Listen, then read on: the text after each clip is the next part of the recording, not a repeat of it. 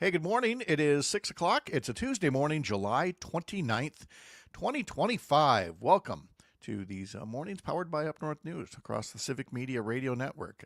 Well, not yet. Civic Media folks will be here at 6:06 right after news and commercials. But you wonderful people on YouTube and Facebook and catching us later on can hear what we're talking about today. We'll talk about something one of the candidates for governor had to say. Again, yesterday it was Republican Josh Schoeman making some comments about the state elections board, and well, we don't need that, right? Now it's the other Republican announced candidate, Bill Berrien, doing a TV interview, and well, let's just say sounding not fully up to speed on the issues. And look, this guy's a CEO. We're going to ask the question, do you let somebody be the chief executive officer with little to no management experience? Why do we keep doing that for politicians? We'll also talk to dairy farmer Hans Breitenmoser from up in Lincoln County near Merrill, along with Sheila Everhart from the Wisconsin Agricultural Tourism Association. And we'll talk about some fun stuff, fairs, festivals, farm shows, but also some serious issues about legislation that would assist farmers. We'll talk to Representative Angela Stroud from Ashland about her impressions of the new state budget, and she is not happy with it as a new legislator. And we'll talk with Dan Schaefer from the recombobulation area about what I guess you could call Democratic dominoes. As some Democrats decide to run for higher office, it's going to open up other offices. And we'll talk about all the various, pieces on the chessboard, whatever you want to call it. Now they've mixed up my metaphor, chess pieces and dominoes. We'll figure it out. We got time. In the meantime, for the next 4 minutes, we're going to keep getting ready for this little shindig, and we will see you at 6:06 across the Civic Media Radio Network and right here. See you soon.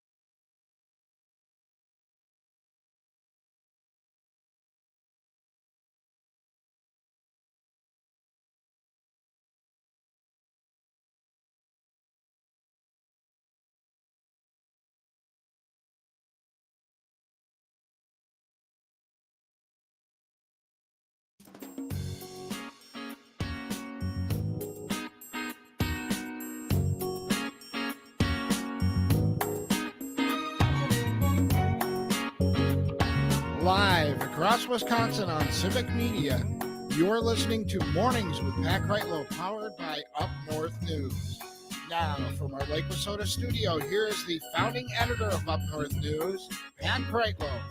Well, hey there, Wisconsin. Good morning. It is 6:06 on this Tuesday morning, July 29th, 2025. It's another beautiful morning to have you here up north, live from Lake Wissota, from wherever you're spending your mornings, listening across the Civic Media Radio Network, or listening or watching us on all the other different platforms out there. We appreciate you starting your Tuesday morning here.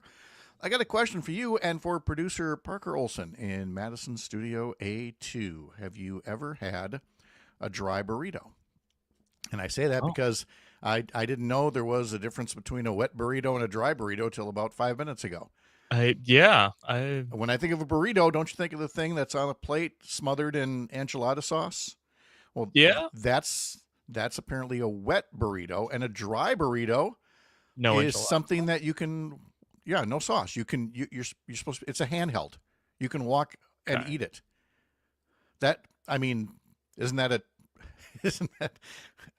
I don't know. Oh, okay. You know what? I understand this distinction. I think this is okay. You think it's I have okay nothing now? wrong with this. I'm okay. I think this is fine. All right. I have no notes. I know you're going, where does this come from? Well, we're working on some of the more popular stories on Up North News social media feeds in the past week. This is very important. And it included one about best wet burrito. And I was like, what do they mean by wet burrito? I mean, every burrito is covered with sauce, but now I'm thinking, is it like is not Chipotle, like Qdoba? Aren't there some that make these big old beast of things that you're supposedly able to eat by hand, but nobody ever does because they're such monsters? I don't know that to be a fact. However, I am well aware of American food portions, and I'm sure that's correct. Yes. That does make sense now as well. Yeah, Alicia puts on YouTube, I didn't know that was considered a dry burrito, but it makes sense. And she also says, good morning. It is cooler this morning where she is in Northeast Wisconsin, but it is humid. And yes, that is definitely the case after rain and thunderstorms went through. You had some down by you in Madison as well? A little bit, yeah. Yesterday I got kind of lucky. I park outside. I stepped into my car as the first raindrop happened, and then it started to rain as I drove away. Today, a little less lucky, had to use the umbrella to get to the car. Good thing you're not made of sugar, right? I mean, I would melt. We can survive a little bit of rain like this. The rain is working its way through the southeastern third of the state right now. A very strong line of storms, high winds, some damage reported to the west of the Chippewa Valley, and thankfully it was starting to fizzle out about the time it came through Chippewa Falls. So for as big and angry a red blob as it looked on the radar, we only ended up with a 1/4 inch of rain here on Lake Wissota. Other places obviously got a lot more, but here's the thing from meteorologist Brittany Merlot. Her state forecast is really just kind of centered on a single word: relief. Relief from the heat, relief from the stormy weather, cooler, drier, more pleasant, with one exception. Possibly the southern third of Wisconsin has one more shot at storms tonight, or the storms could just miss to the south. But here is her statewide forecast: showers ending and more sun. The highs will be about 80 degrees up north, mid 80s south, with a northwest wind at 5 to 10 miles an hour. Then for tonight, the comfortable air really starts to move in. Partly cloudy and comfortable. Lows tonight in the upper 50s up north, mid 60s south, with a light northerly breeze. And again, just quiet weather going forward from there. Right now here on Lake Wissota, it is 69 degrees, but still a little humid out there. Parker, I got to get this off my chest now because I don't want to bring it up tomorrow when Melissa Kay is here and we're talking about her rescue pigeon. Yeah. The Chippewa Humane Association has a rescue hamster project, if you like. Okay. I saw this on their Facebook page last night. I'm not kidding. This is an actual post. It has been updated to say that Hammy is now en route to a new house. But here's the original post. Hammy Hamilton needs a home and we need a break. This is not your average sweet and cuddly hamster post. This is a desperate plea from the staff at Chippewa Humane. Someone, anyone, please, all caps, adopt Hammy Hamilton. Hammy has bitten 3 staff members that we know of, and we're convinced he's keeping tally. He doesn't just nip, he strategizes. He thrives on fear, and we think he likes it that way. Let's be very clear. Hammy is not a good pet for a child. He watches us. We pray before opening his cage. He may be small, but his rage is mighty. We're looking for a hamster-savvy adult who understands that not all hamsters want snuggles and sunflower seeds. Hammy wants space. Hammy wants freedom. Hammy wants revenge. But don't let that small, adorable face deceive you. That is the face of a predator, not a friend. If you've got the experience, the bravery, and the grit to give Hammy Hamilton the life he deserves, or the life he demands, please reach out. You might just be his perfect match, or his next victim. You made that up.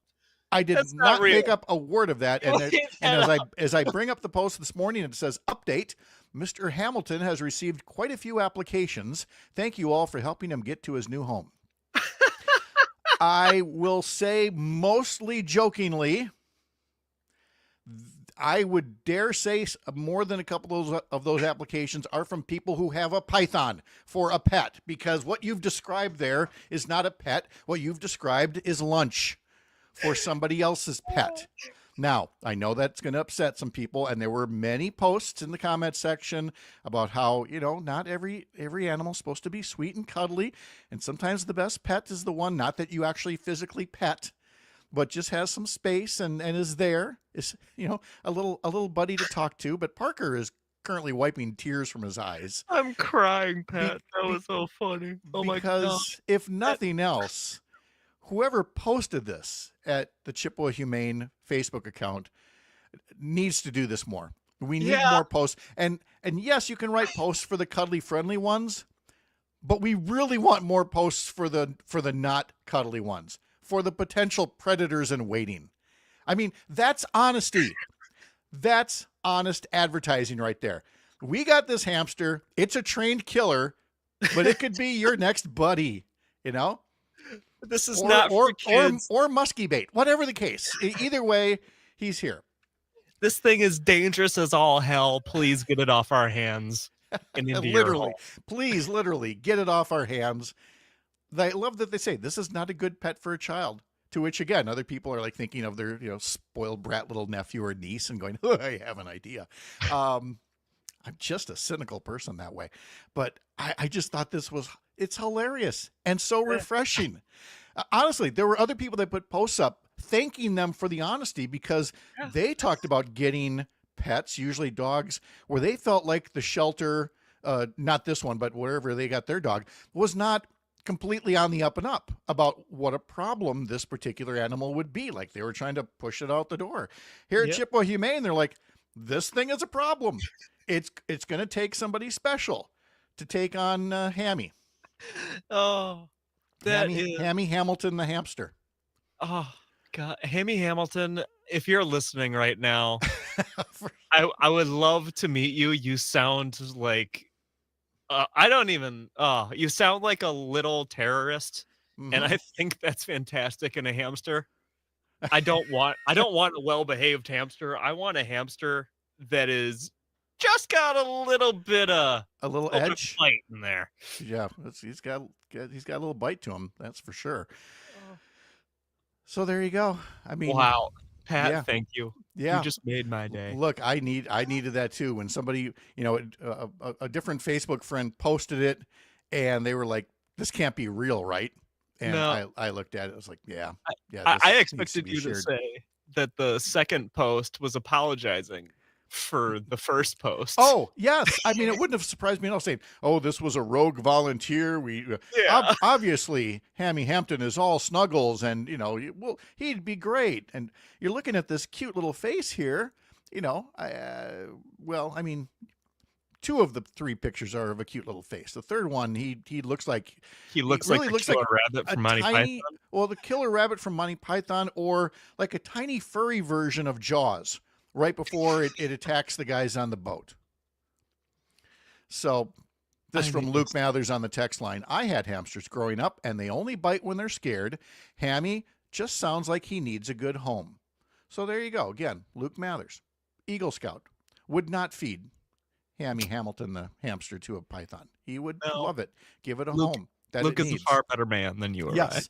And now you see why we talked about this now and not tomorrow with Melissa Kay, whom we love dearly. And we appreciate that she rescued Lilu the pigeon, formerly named Paint Bucket. Yeah. Even though the pigeon is, seems to me, exhibiting hammy-like tendencies. It has a nipped at her, but it also just won't even come out of its little shelter box or whatever. Well, this pigeon is at a point that I didn't know pigeons got to. What's that? It grunts. Oh, yeah, the pigeon grunts at her. Yeah. Yeah. This is the risk you always take in getting a pet, that, they're not all, we were really spoiled with our first dog, Casey. We had her for 14 years. She was the best lab, and we've always wanted another dog eventually. But as the years go on, we hear other people's horror stories about pets. We're like, I don't know. And even if it's not a horror story, just the things you forget about, not just the cleaning up after the pet, shall we say. There's the thing with a dog where nothing wakes you up faster than hearing a dog going, you are out of bed so fast to get that dog outside. And of course, it never on a bare floor, always right on the carpet, of course. Yeah. Yeah. You don't always know what you're getting. No. You know what my dog did yesterday? What did your dog?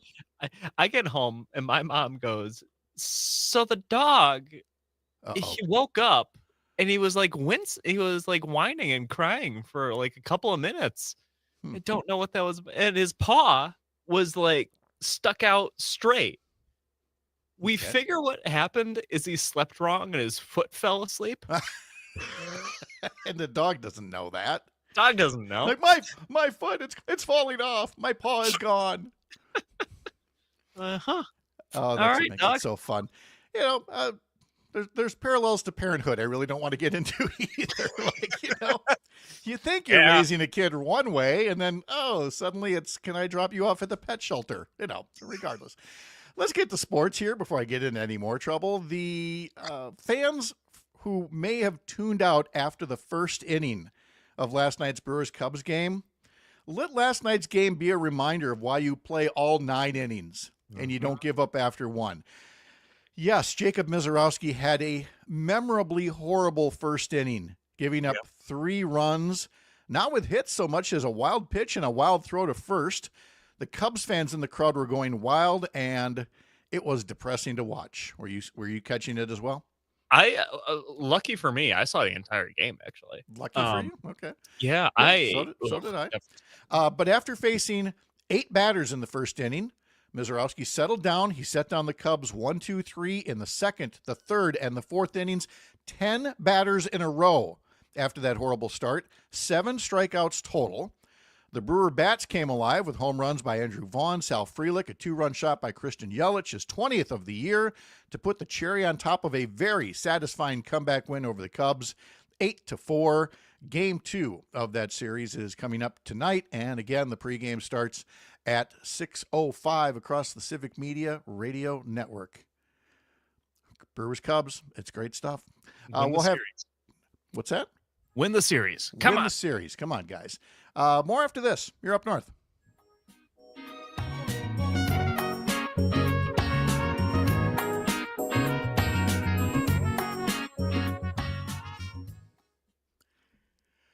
I wouldn't have bobbled at the end, but I moved my Brewers Cubs graphic out of where it usually is. There it is now.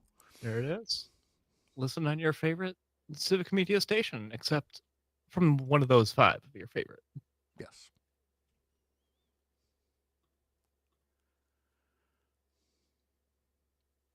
That hamster story might be the greatest thing. Oh my God. I have ever seen. It was an instant classic. It really was. I'm like, I need to know who wrote this, and could you please write more? Can I hire you? Yeah. Hammy Hamilton, the hamster, is a tiny terrorist. Hamilton, not okay. I did Hampton. Well, see, now I got to go double check. It is. I think it was Hammy Hamilton. Yes. Yeah. Ah, yes, Wisconsin's farewell to. Wait, this can't be the same thing, can it? This seems far too lively. Oh, yeah, no.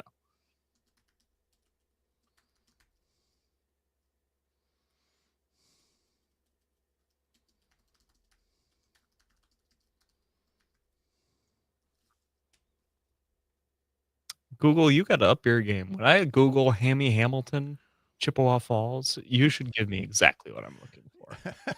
Yeah. This is incredibly disappointing. The account is facebook.com/Chippewa Humane Association. Got it.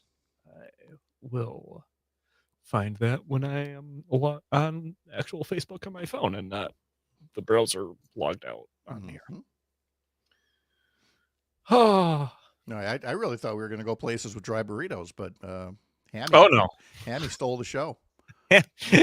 Hammy's a menace. Mm-hmm. I mean, now I got to know, where does Hammy go? 15. Hammy's going to be released around the fairway of the 8th hole at Lake Wissota Golf one of these days. Here we go.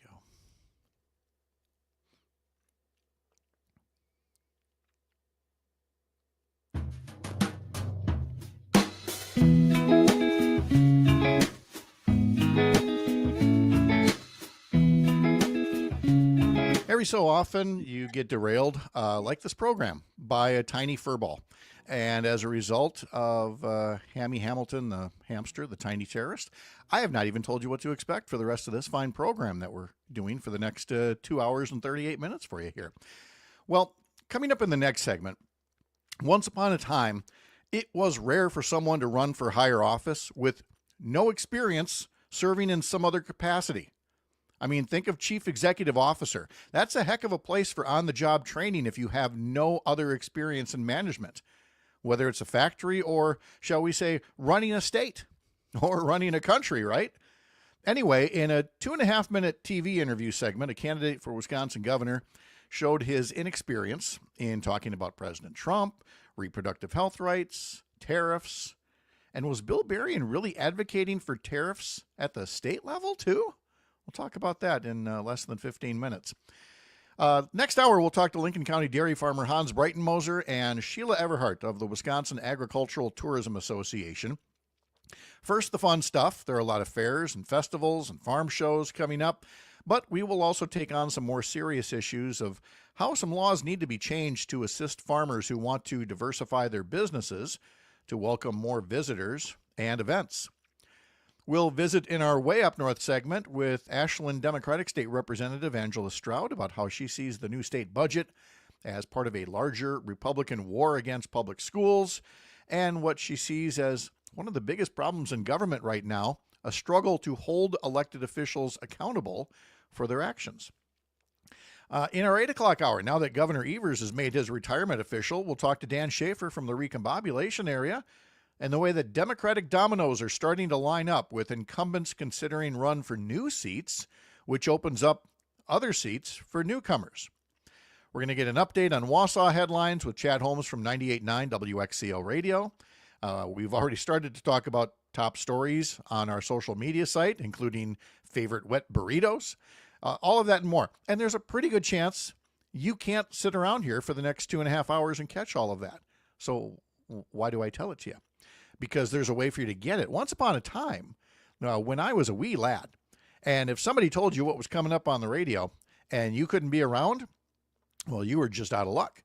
But now, through the miracles of modern technology, you can subscribe to this program as a podcast. Head over to Spotify or Apple or wherever, but head to one of those places, subscribe to us, and that way you can either take us along, you can listen to us at a different time of day if that's what works out better for you.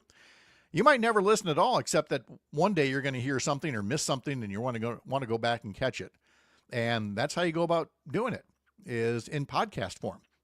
Or at the very least, head over to civicmedia.us, where every hour of our show and everybody else's show is treated as a separate episode. You can click on that particular hour. You can see the show notes for the guests. For example, we had Laura Bird on at 8:30 yesterday morning, giving her latest book recommendations. These were all about, getting close to nature. These were Midwestern authors And in the notes section of the show, we list the books and the authors, and we'd be very happy to have you a subscriber along the way. On Facebook right now, where you can leave us comments on Facebook or YouTube, either for Civic Media or for Up North News. Roger notes under the heading of fairs and festivals, the Wisconsin Valley Fair at Marathon Park in Wausau begins today. The Wausau Breakfast Optimist Club expects to sell some 3,000 pounds of deep-fried cheese curds with a secret ingredient, Roger writes, stale beer. Okay.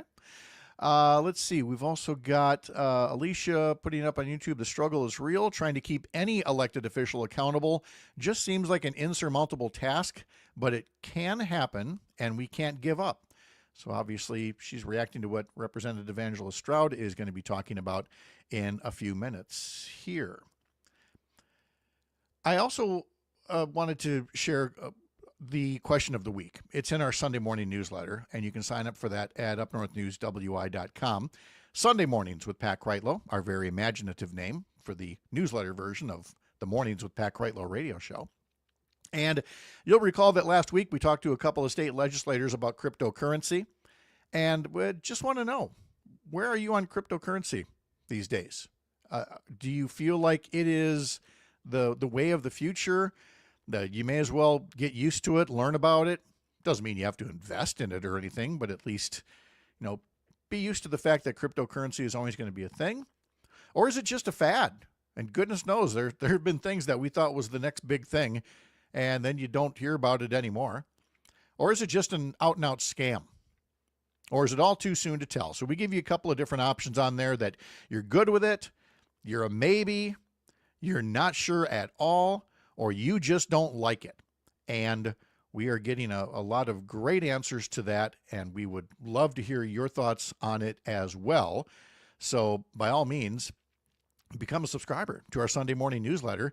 Head over to upnorthnewswi.com, he said clearly, and click subscribe up there in the top banner. Parker, Aaron Rodgers is still being mum. I know. Like, do we have to talk about Aaron Rodgers? Yeah, because again, he's just unusual. He talks a bit more about marriage at Pittsburgh Steelers training camp, but his wife remains a mystery. So he was speaking about how much he's got the most incredible wife. I just really love her. I'm thankful to have her by my side. Rodgers told a host on NFL Network, when you meet the right one and you're with the right one, your whole world changes in a second. To have that person that unconditionally loves you behind the scenes, there's no better feeling in the world. Unless, of course, you don't want to share who she is. Because, I don't know, maybe it's just a hamster. Maybe he's just got a difficult pet and he loves talking about. If it comes out that Aaron Rodgers is married to Hamilton, I guess I'm just not even convinced he's married at this point because it's tough to take seriously anything that he says. But yeah, there's our update. Spelled Brittany with an I, but that's really all we know about it at this point. The interesting comments from candidate for governor Bill Berrien coming up after the Midwest Farm Report here across the Civic Media Radio Network. I'm Pat Kreitlow.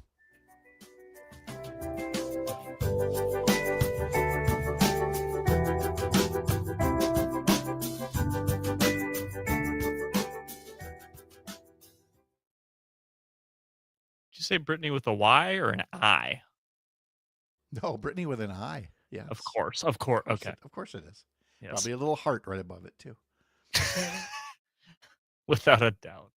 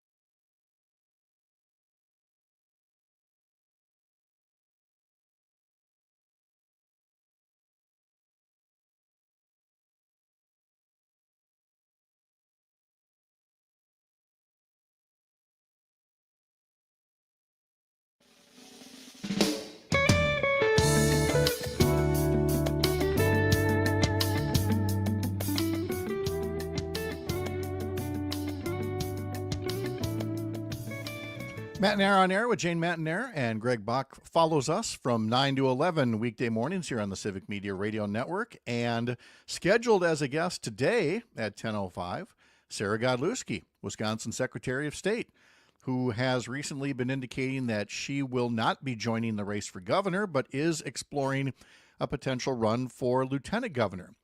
And one of the candidates who is running for governor, Lieutenant Governor Sarah Rodriguez, will be on this program Friday morning in our 8 a.m. hour. So stick around Friday at 8 a.m. to hear Lieutenant Governor Sarah Rodriguez talking about being the first Democrat in the race to succeed Governor Tony Evers, why she's running, and the reasons that propelled her to run for office in the first place. She'd been an emergency nurse. She'd been a healthcare executive. She'd worked for the Centers for Disease Control. She'd been a member of the Peace Corps serving in Samoa, and now wants to be Wisconsin governor.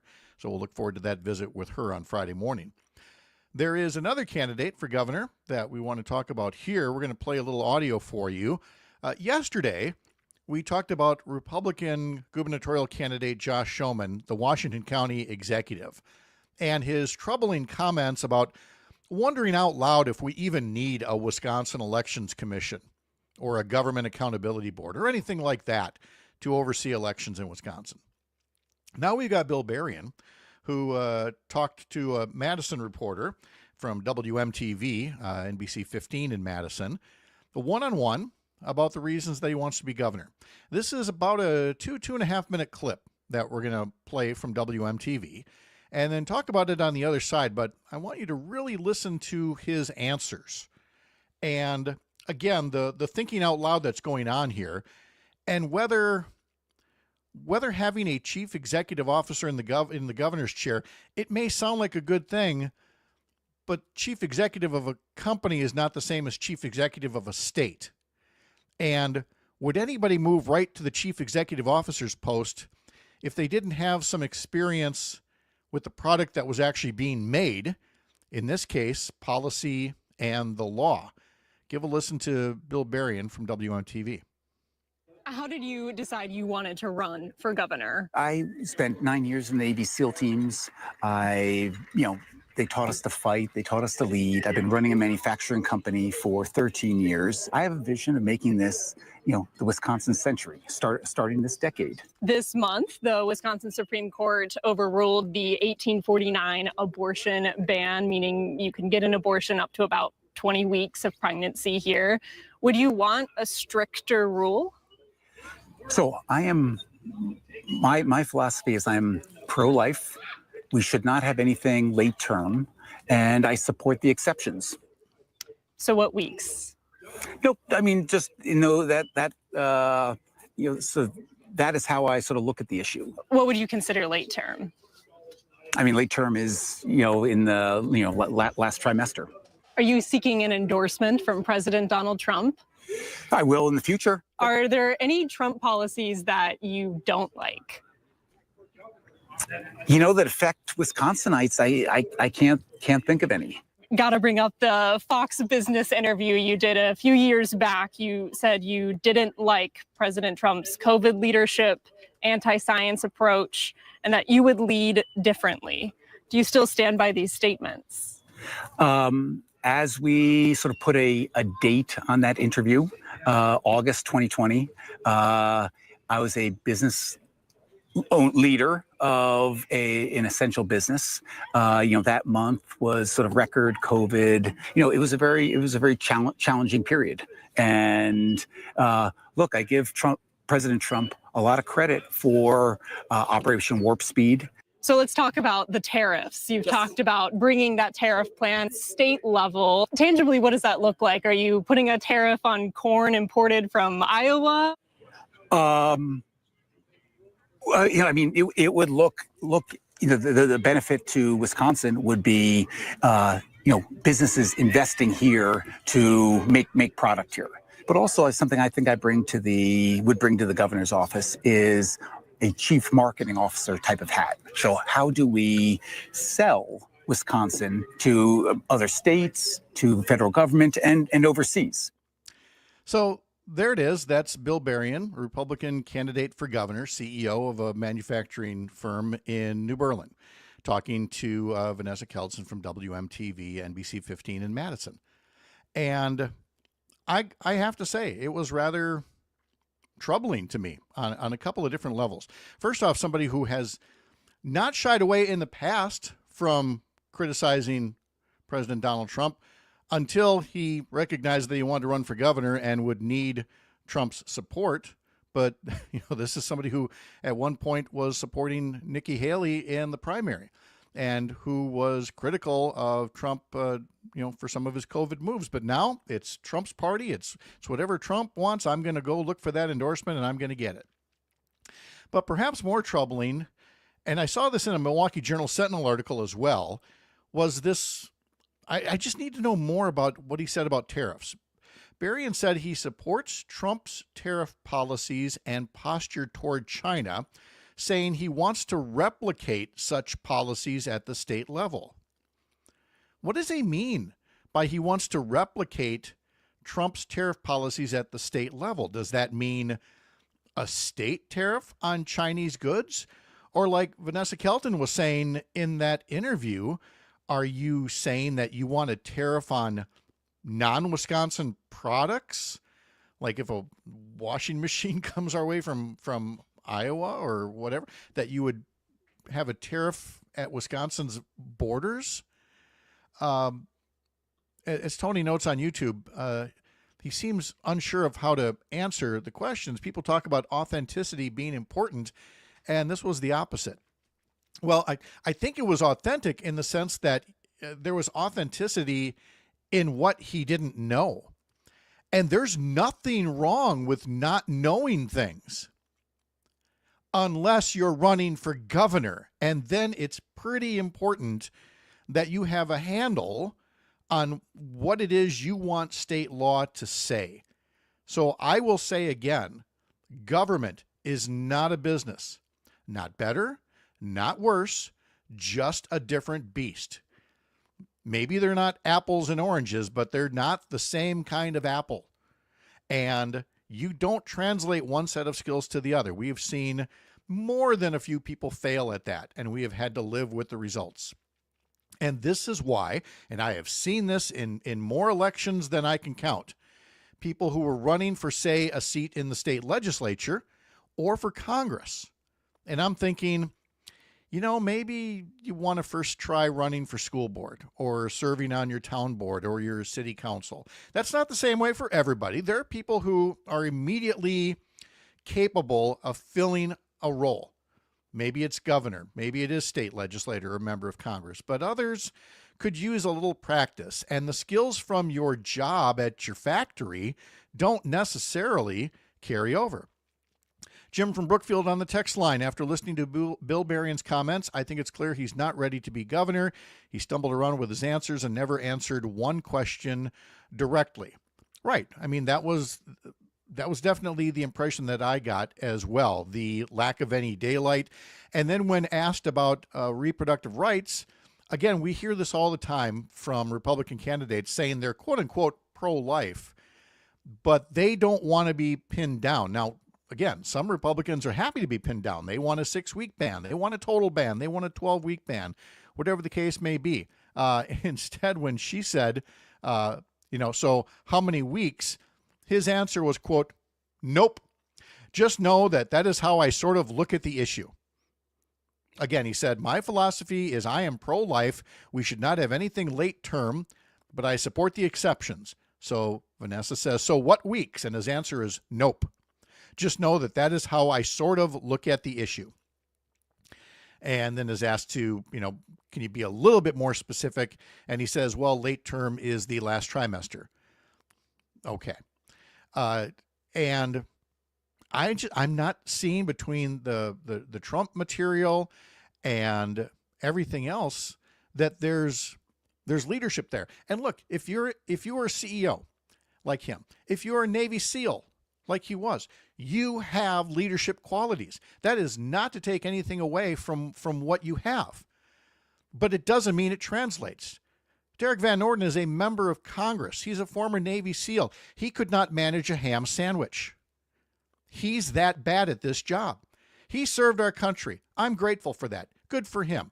He knows how to do all kinds of things that I could never do on a battlefield. But he gets circles run around him 8 ways to Sunday when it comes to representing his constituents because he has no experience in government, whether in whatever level, as a staffer, as a previous candidate, as an observer. We have a mentality now that, if you are just either angry enough, or if you are a celebrity, or if you are rich enough that you can say some things, push some people's buttons, get into office, and then immediately fall on your face. And I'm not sure that Wisconsin governor is the place where we necessarily want that to happen. Now, John in Oshkosh writes on the text line, I don't know, his style seemed consistent with the right, tiptoe on the issues, answer vaguely, and not dare to disagree with dear leader. Well, yeah, he does check all the boxes that way. And again, for both Bill Berrien and for Josh Schoeman, who have taken their military service, for which we are grateful, but to then say that this translates into political managerial capabilities, if we've learned anything by now, that ain't necessarily so.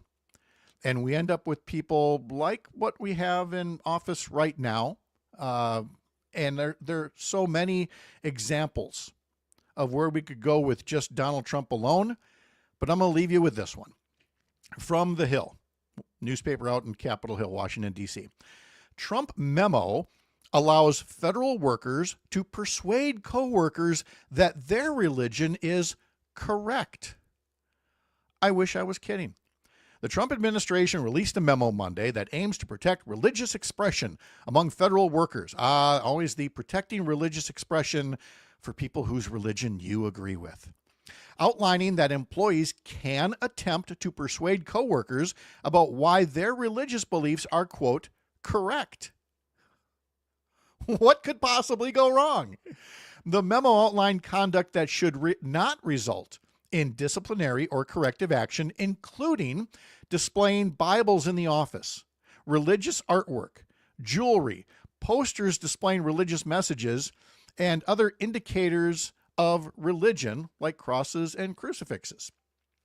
The memo said one or more employees should be allowed to engage in individual or communal religious expressions, and that employees can engage in conversations on religious topics, including to attempt to persuade others of the correctness of their own religious views, provided that such efforts are not harassing in nature. These are the same people that are making others take down rainbow flags and making people take down signs that say, all are welcome here. But by all means, bring your Bible and try to convert your friend on the job at a federal office paid for by taxpayers. Again, Donald Trump is a CEO. That does not necessarily, I'd love to see him pull this off at the Trump Organization. Let's get out of here. The history lesson is next. You're up north.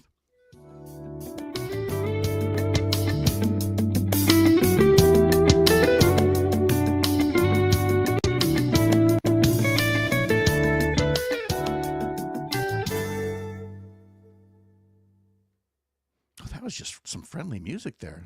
I'm Jim Nance. Yeah. Welcome back to the Masters. We're heading down to the 17th right now. Do you like that one? That's good. All right. Good for the early hour. Yeah. That was the goal. Okay. Oh, let's see. Is it history time already? Tis. Okay. Yeah. See Luke. I only know one dear leader.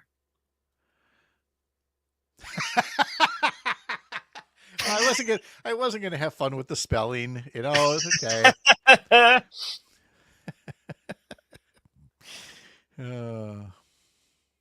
Okay. Good one, Mathers. I like that. Where was I? Oh yes, the history lesson. There we go. Yes. I blame all this on Hammy. He's just throwing the show for a loop here. Going forward, all problems on the show will be attributed to Hammy. Yes.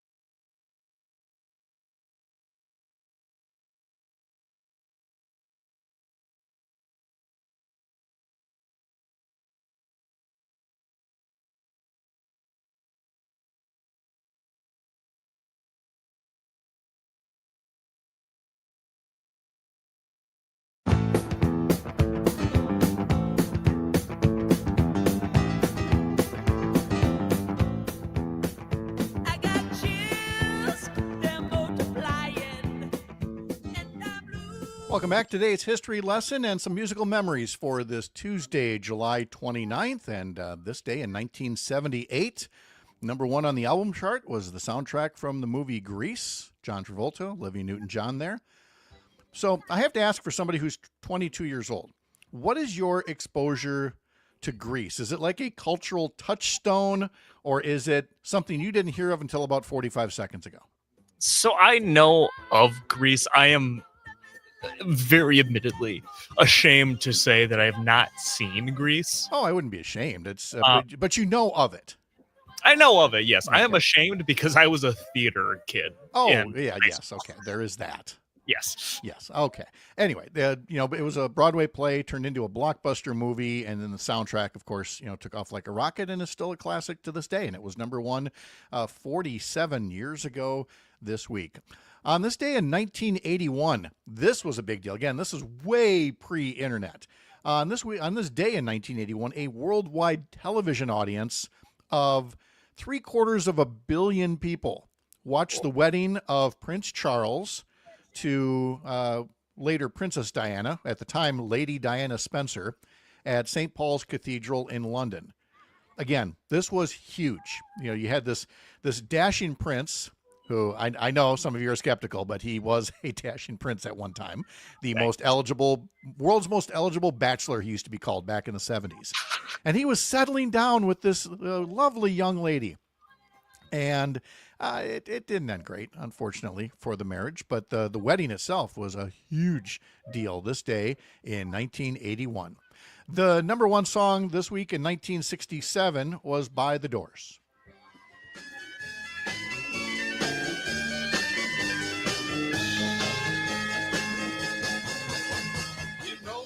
Would be untrue. You know that I would be a liar. The Doors' Light My Fire would be in number one for 3 weeks, starting this week in 1967. On this day in 1957, The Tonight Show, starring Jack Paar, premiered on NBC, beginning the modern-day late-night talk show. Back then, it wasn't called The Tonight Show. It was simply called Tonight, starring Jack Paar. And the Today Show was simply called Today. Now they're so ubiquitous. They are the Today Show and the Tonight Show, and the whole thing got started here 68 years ago today. On this day in 1974, Cass Elliot of the Mamas and the Papas died at the age of 32.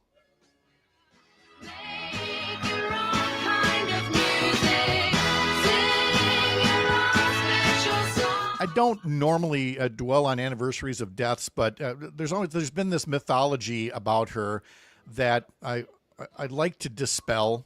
Just somebody's got to stop some of the rumors that were started by her own manager, who, even though her death was a heart attack and no drugs were found in her system, she had basically worked herself to death. She was on a solo tour in London. But the manager wanted to protect her legacy and planted a story that the large star choked on a ham sandwich, a narrative that persisted for decades. Here, What? Mama Cass was a very large woman, and they thought it would be easier to essentially make a fat joke that she died, choking on food, rather than admit that she'd been taking drugs. Because again, this is 1974. Now we hear music stars on drugs, we go, oh, another day. But they wanted to protect her image, but she wasn't on drugs. She died of a heart attack. Weird, dark coincidence. Cass Elliot died in the London apartment owned by singer-songwriter Harry Nilsson, and 4 years later, Keith Moon, drummer for The Who, died in the same bedroom, also at the age of 32. Duh. Yeah, I know. Don't give me that room. Here come some birthdays for you. Country singer Martina McBride is 59 years old today. Wild angels, wild angels, watching over you and me. Really loved her big early string of hits in the 90s. Wanya Morris from Boys to Men is 52 years old today. Geddy Lee is 72 today, as is Patty Scialfa, Bruce Springsteen's spouse, both 72 years old today. On this day in 1984, Prince became the first person ever to have a number one song and star in the number one movie at the same time.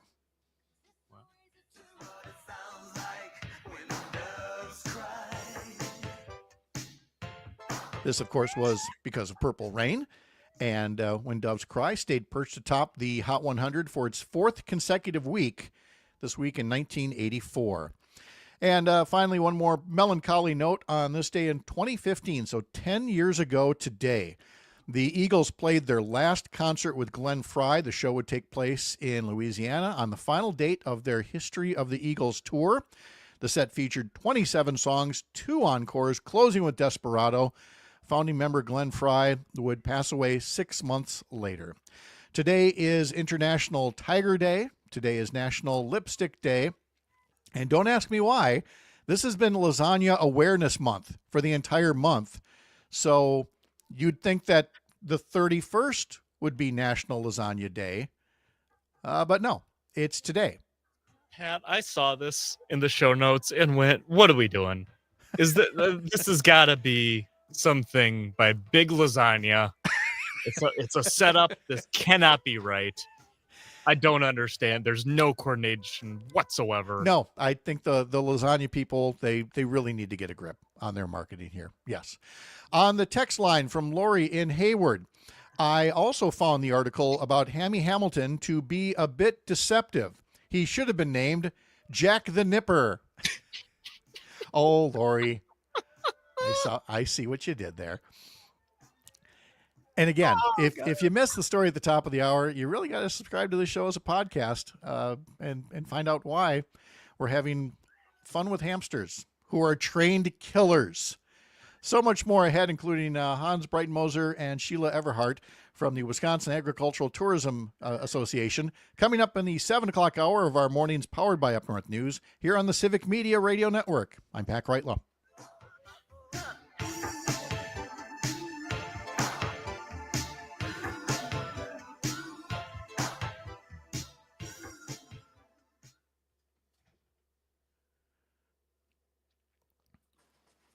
Well, good morning, Sheila. Good morning. I'm early. I didn't know what time you expected me. Oh, well, we do our normal 7:30 to 7:50. Okay. But by all means, feel free to hang around in the waiting room here if you want to listen into the show. If you got to run away and want to link back in at 7:30, you feel free to do that as well. I'll do that at 7:30. Thank you, Pat. All right, see ya.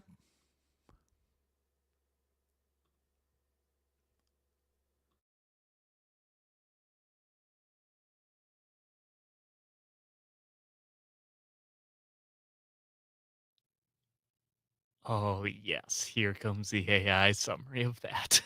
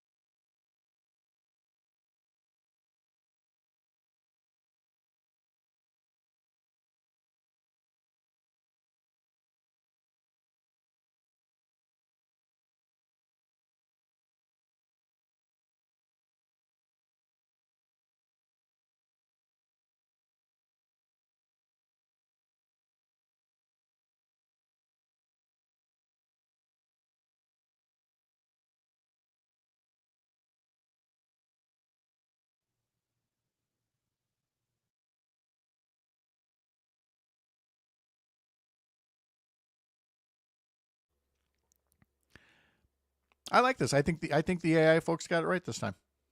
Do you? Yeah. Hammy Hamilton, Tiny Terror. On this lively episode, Pat Kreitlow dives into the curious case of Hammy Hamilton, a hamster with a reputation for terrorizing the Chippewa Humane Association staff. As applications pour in for Hammy's adoption, Pat and producer Parker Olson debate the merits of honesty in pet advertising. Shifting gears, Pat critiques Wisconsin gubernatorial candidate Bill Berrien's interview, highlighting his lack of clarity on policies like tariffs and reproductive rights. The show wraps up with a nostalgic look at past cultural milestones, from Prince Charles's wedding to the Eagles' last concert with Glenn Frey. Our robot overlords are actually starting to get a little better at this. Not enough. Not enough Hammy Hamilton. Not enough Hammy? All right. No. All right. I'll be back. When in doubt, lean on the killer pets. Those are your words of wisdom for the day today. Secret Show.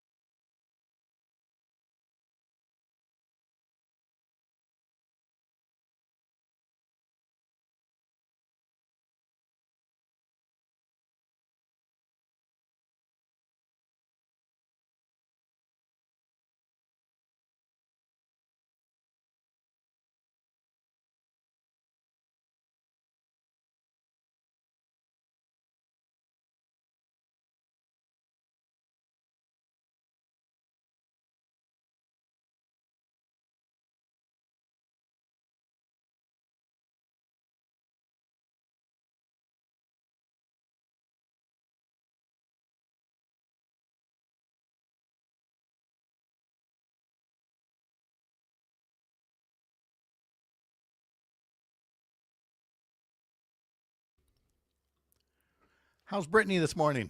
Good. How are you? Is the mic better? The mic is way better. Congratulations. Yay. Oh, good. You sound great. All right, here Perfect. we go.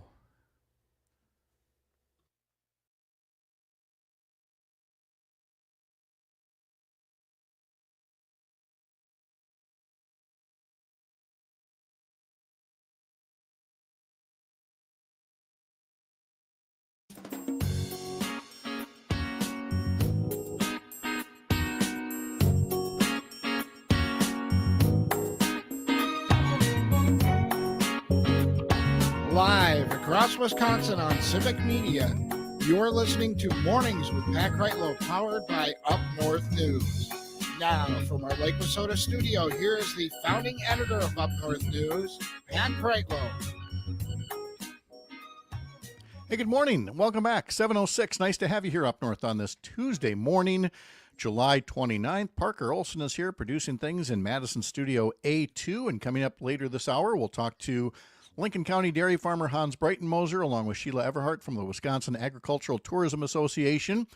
We'll talk about some fairs and festivals and farm shows, but also some serious matters about state laws that should be changed to help farmers diversify and stay afloat from a business standpoint. They've got business ideas and need state law to essentially keep up with the times, in their view. Also coming up, State Representative Angela Stroud in our Way Up North segment will talk about her reaction to the state budget from her perspective in Ashland. And next hour, we'll talk to Dan Schaefer from the recombobulation area. But first, let's get a check on that forecast from meteorologist Brittany Merlot. Brittany, good morning. How are you? Good morning. I'm pretty fantastic. How are you guys doing? You sound fantastic. It's nice to have you back in the home base after a fun week last week. I have a radar question for you. Okay. Now, sometimes you see on the radar, you see kind of a green blob of, light rain that's coming your way. And then it never rains because the radar is catching the moisture, but it doesn't all necessarily hit the ground, right? Yes, that is correct. So can the same thing be said about, I'll give this specific example. Last night, you saw the radar had a big red blob on it. And, big red blob I associate with heavy rain. But even though it went past us, and of course it was a good garden variety thunderstorm, but I mean, quarter inch of rain total. And I'm looking at Rob from Tigerton, who notes that, good morning, he says, it's partly cloudy, 68 degrees, picked up 2/10 of an inch of rain overnight. So again, when I see a big old red blob like that, I'm not thinking 2/10 or a quarter inch of rain. I'm thinking, maybe we got a half inch coming. But again, it's not just the light rain, but maybe the radar picks up stuff that isn't necessarily as heavy as it appears it's going to be? Yes, it absolutely can. I mean, those clouds can grow up there and not really produce what the radar is showing us. And also, when you got a storm moving at a decent speed, it's not going to seem as much rain as heavy in your area if it's moving. We're so used to these storms kind of building and sitting over the same place and taking their time and barely moving. So I think that has a lot to do with it as well. But also, yes, that radar. And then if you've got dry air underneath, it's evaporating some of that rain out underneath it as well.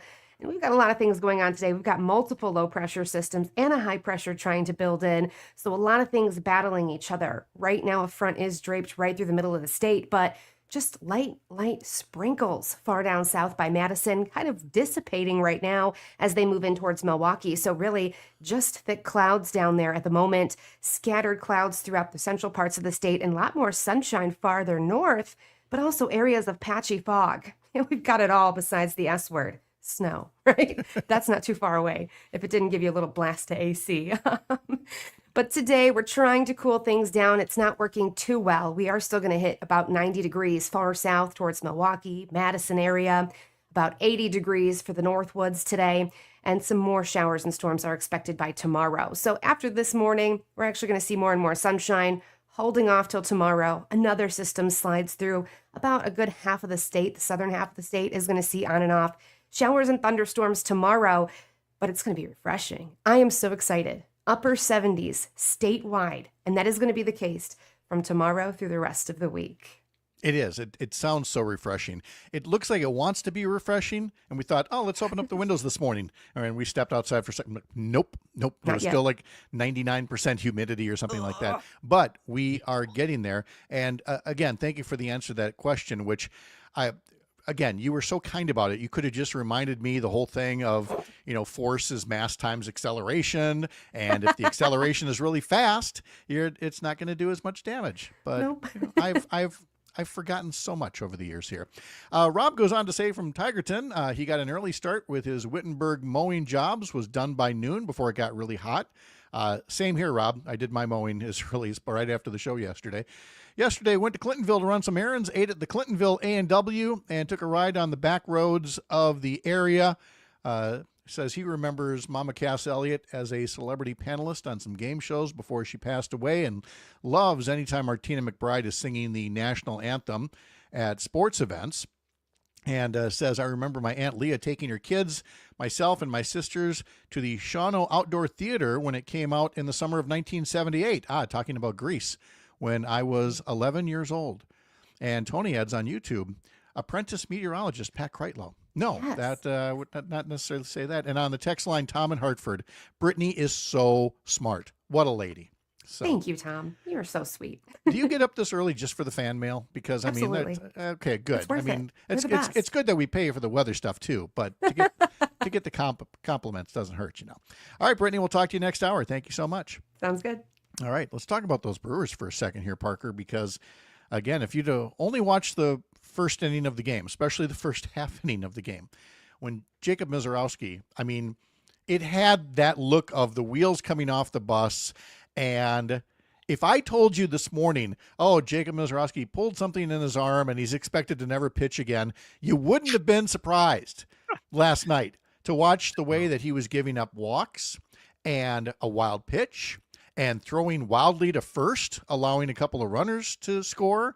It was just, and he was up to 30 pitches, wasn't it? Yeah, 30 pitches. 40 by the end. 40 pitches in the first inning.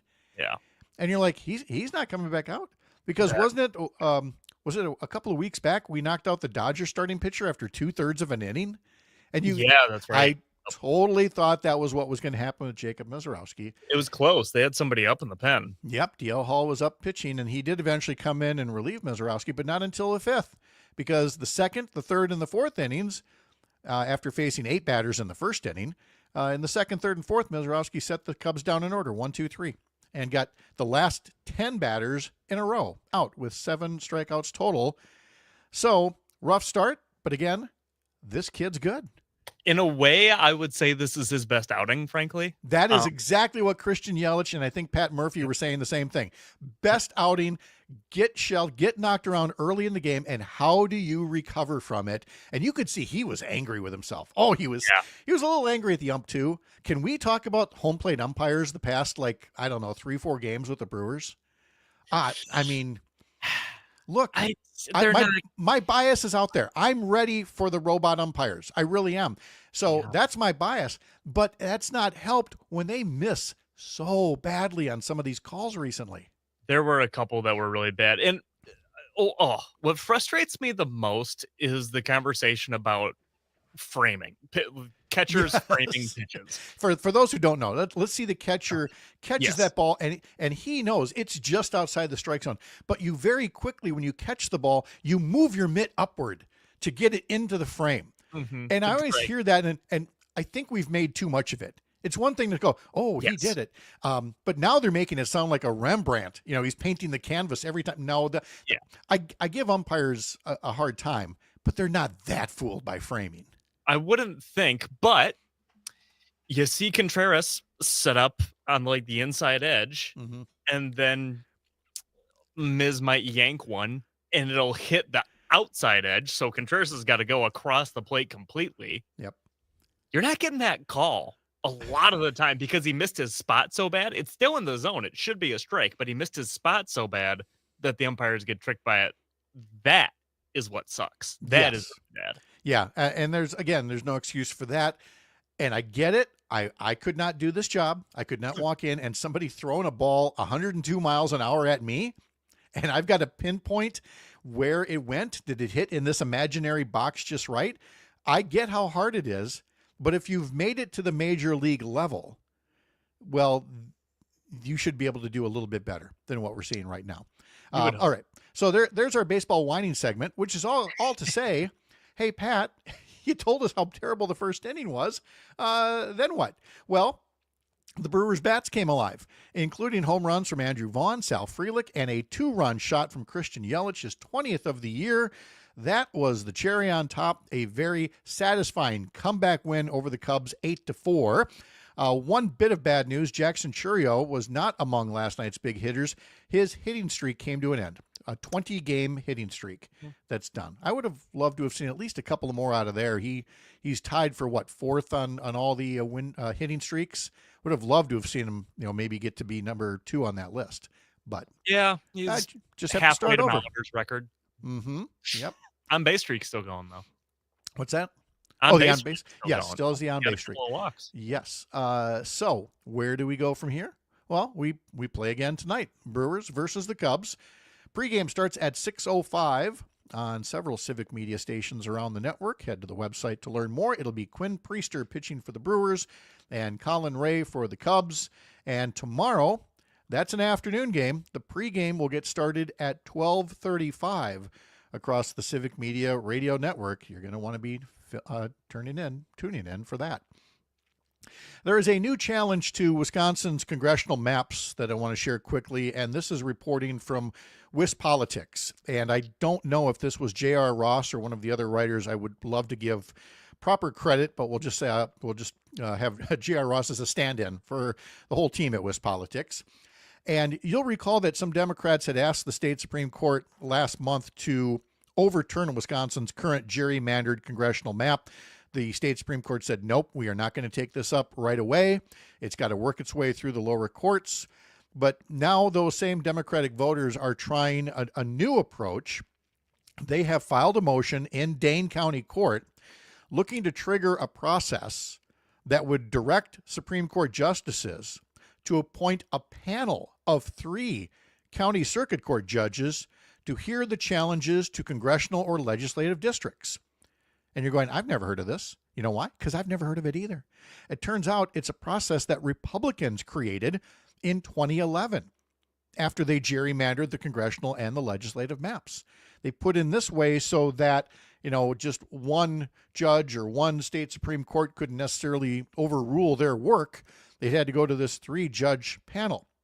And so that's the process that they're going to try now, as well as a different suit, which is just following the traditional route of asking first a Dane County court to throw out the congressional maps. Why are we throwing out the congressional maps, you ask? Because there's 8 of them here. Wisconsin is a 50-50 state by any measure. If anything, slightly Democratic when you look at statewide votes. And yet Democrats have 25% of the seats and Republicans have 75% of the seats. And you can argue that it's all about distribution. Sure, maybe it's not 4 and 4, but 6 and 2 sound right to you? And so I believe there is still going to be time. I'm not predicting it'll happen, but there is still time where this Wisconsin Supreme Court could look at the case in some way, shape, or form and say, yeah, these maps are gerrymandered. This is not fair to the voters. Let's start over. But there's also every reason to believe that this could be dragged out in court long enough that it would not take effect in the 2026 election.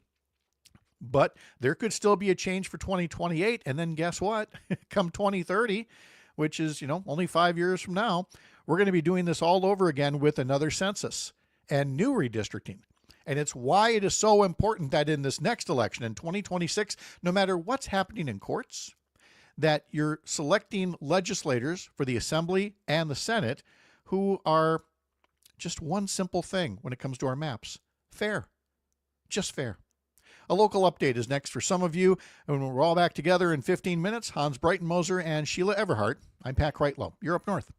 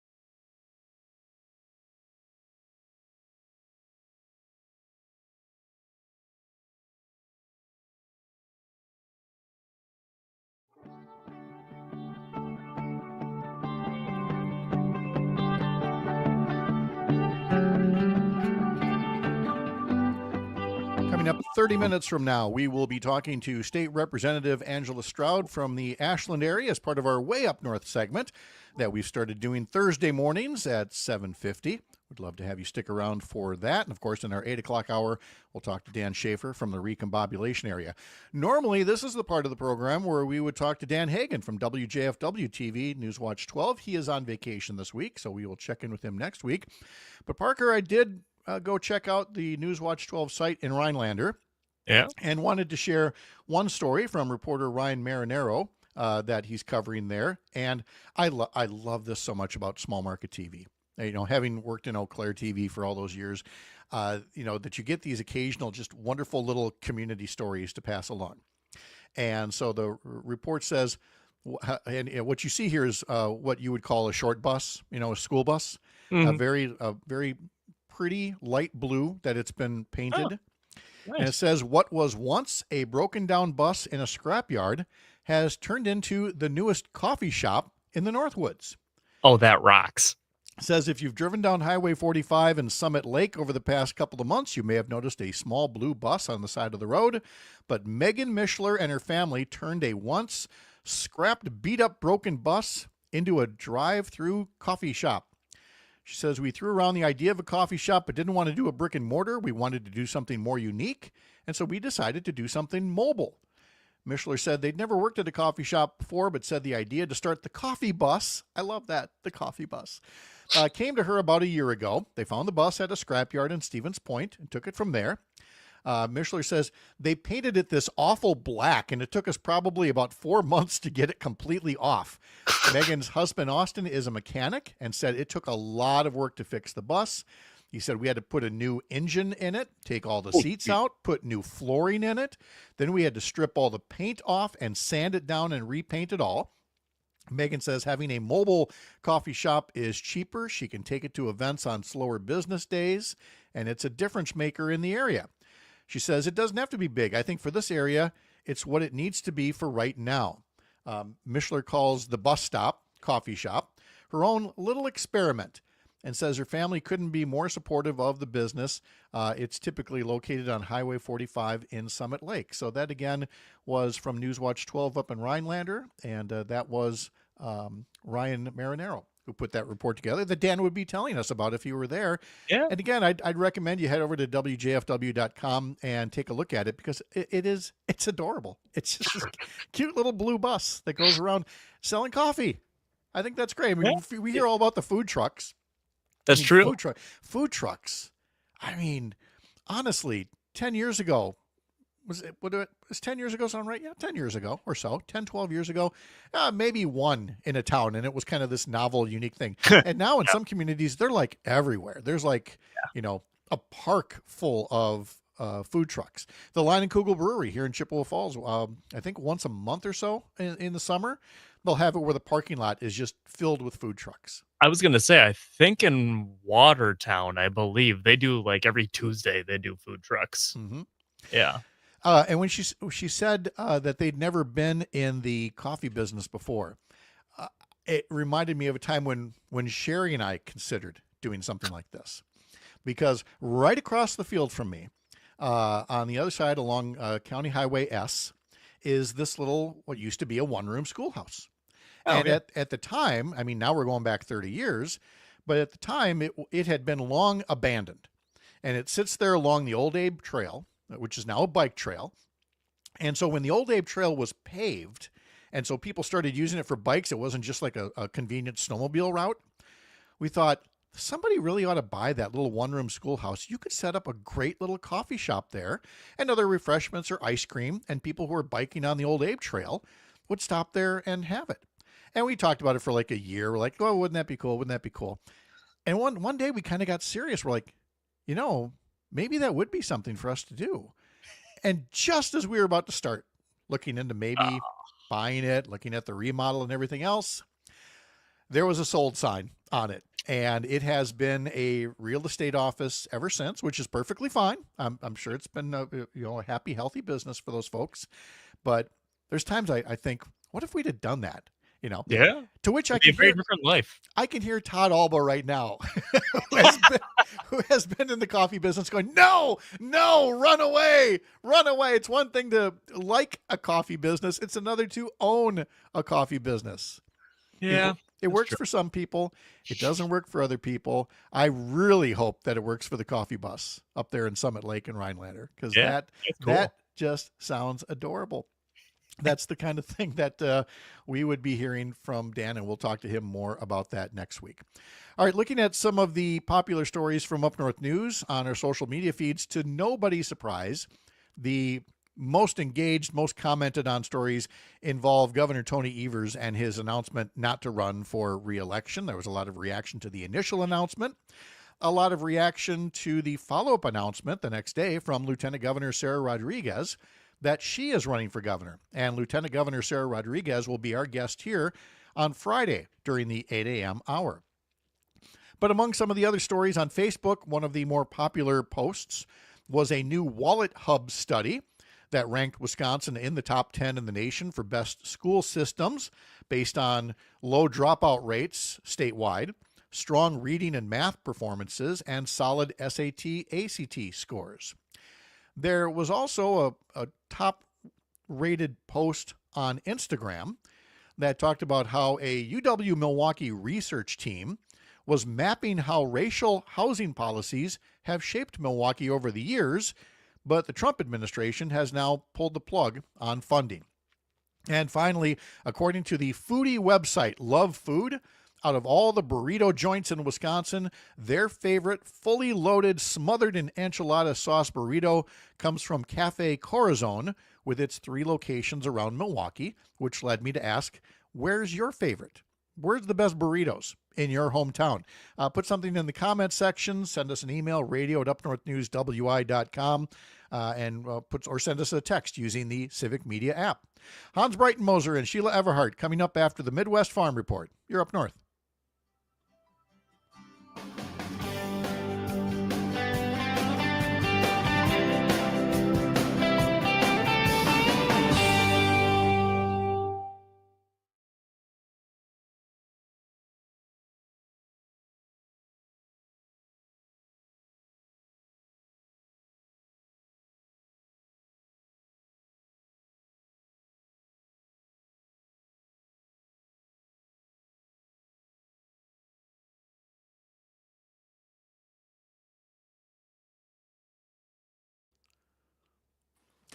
All right, Hans, in the greater Merrill area, where's the best burrito? I'd say Luis Alberto's or Casa Amigos. I can't choose. It's okay. It's okay to have 2 of them. That's great. And Sheila, remind me where you are. I'm in Rock County by Janesville, Wisconsin. Okay. Who was the home to the first Wisconsin State Fair in 1851? Well, there you go. All right. They did not even on the air yet, and she's already cranking out stats. I know. There's so much knowledge. You can't contain it in one segment here. All right. You guys look good. Sound good. I got Sheila's notes in front of me. Hans, anything you want to throw out there for starters? I got nothing. We're going to start chopping third crop here in a few hours if all things go according to plan. So that's what I was looking for. All right. I will see you guys in 3.5 minutes. Okay.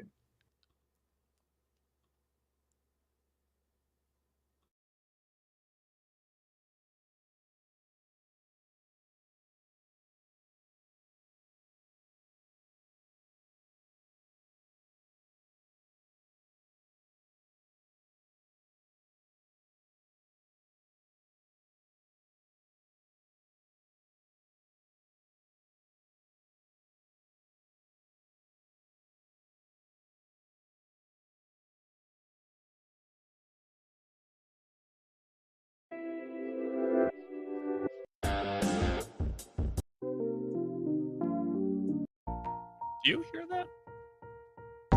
Yes, I'm playing with some StreamYard music here. Oh! Wow, that was confusing.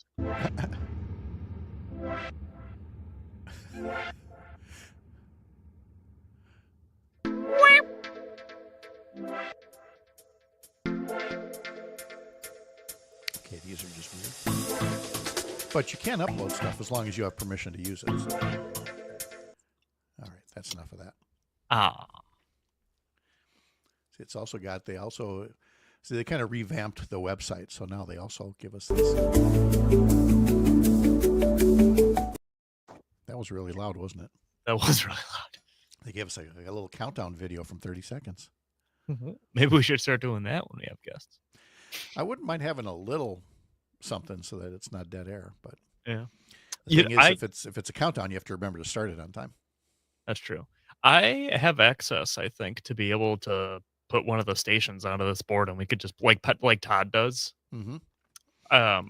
We could put like WMDX, or I think Green Bay is the other station I have access to on this board. That's what I'd like. We just stopped doing it because we thought it was bleeding through onto somebody else's on-air feed. But if we know it's not, I'd really like to get back to playing the commercial breaks. I will ask about that. You can ask and experiment and let me know what you come up with. Okay.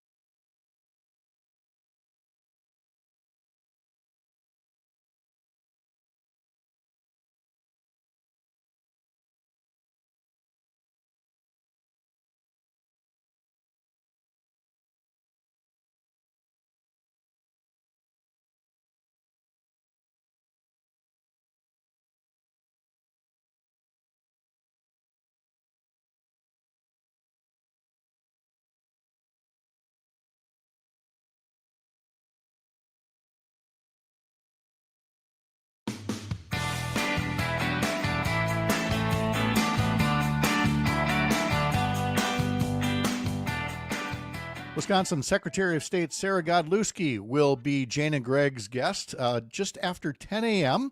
here on the Civic Media Radio Network. Sarah Godlewski, rumored to be a candidate for governor, but now indicates she will not be one of the candidates for governor, but perhaps lieutenant governor. So learn more with Jane Matinair and Greg Bach, Matinair on Air, coming up at 9 o'clock. All right, before we get to Hans Breitenmoser and Sheila Everhart, there are so many things that we want to talk about. There's so much going on.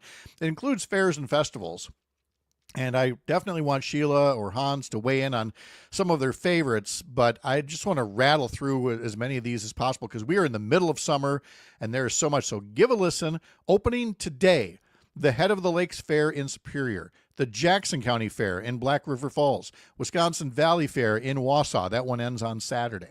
Tomorrow opens up the Ozaukee County Fair in Cedarburg, the Buffalo Pepin County Fair in Mondovi, the Green Lake County Fair in Green Lake, the Winnebago County Fair in Oshkosh. Those all open on Thursday. Buffalo, Pepin, Green Lake, and Winnebago. And the Iron County Fair opens on Friday. And, of course, the big one is the Wisconsin State Fair in West Allis that opens up on Thursday. Oh, those are just the county fairs. There's a downtown Beloit street dance on Friday. There's Jack Pine Savage Days coming to Spooner, Blues on the Chippewa in Durand, Brat Days in Sheboygan, Goat Fest in Jefferson. I could go on and on. TravelWisconsin.com would be one way for you to learn more about what's happening. Or you could just listen to more from Sheila Everhart from the Wisconsin Agricultural Tourism Association and Hans Breitenmoser, a dairy farmer from up in Lincoln County, to either second one of these or throw out some more of their own. Hans, Sheila, good morning. Nice to see you both. Good morning, Pat. Lincoln County Fairs, August 6th through the 10th. There you go. Will you be showing? Will you be hurling on the rides? What do you do at the fair there? I plan to visit the beer tent, and you're taking the Kreitlow approach. I see. Yes. That is exactly right. You're my inspiration as usual, and that's exactly where you'll find me. Not before noon or anything weird like you might do. No, But, no. Well, you know, in the evenings. come on. It's like I say, you can't drink all day if you don't start in the morning. So, Sheila, I know you've got so many there to list as well, not to mention, what is it? Farm Technology Days coming up before long, right? So I'd like to talk about the Rock County Fair just concluded, and that was a great event. But Janesville and Rock County is famous because they hosted the first Wisconsin State Fair in 1851, 174 years ago. Wow. And that first Wisconsin State Fair hosted about 13,000 people, and they had a 200-pound squash that people were just excited about. But today, the Wisconsin State Fair is an 11-day event, and it hosts over 1 million people. And it is a great economic impact for our state. But I want to talk to you a little bit today about the farmers that are involved with the Wisconsin State Fair. And there is something called the House of Moo. And that is the place where you can get the best beverage at the state fair for only $1. And you can get flavored milk that could be root beer is a new flavor this year. Cheesecake, strawberry cheesecake, chocolate, cookies and cream. So make sure that you have your dollars and get that best glass of milk that is fresh from the Cozy Nook Farms. That is an agricultural tourism destination in Waukesha, Wisconsin. The Oberhaus and the Garrett's family milk 80 Swiss Jerseys and Holstein cows to get you that farm fresh milk every day that is pasteurized with Prairie Farms and brought to you to the Wisconsin State Fair. So that is just amazing. But Pat, here's another something that most of our audience doesn't know. The Wisconsin State Fair is actually governed by a foundation and a board, and it's in our state statutes, chapter 42. And state statute 42 says other government agencies such as DADCAP and the Department of Tourism are encouraged and responsible for help supporting our Wisconsin State Fair.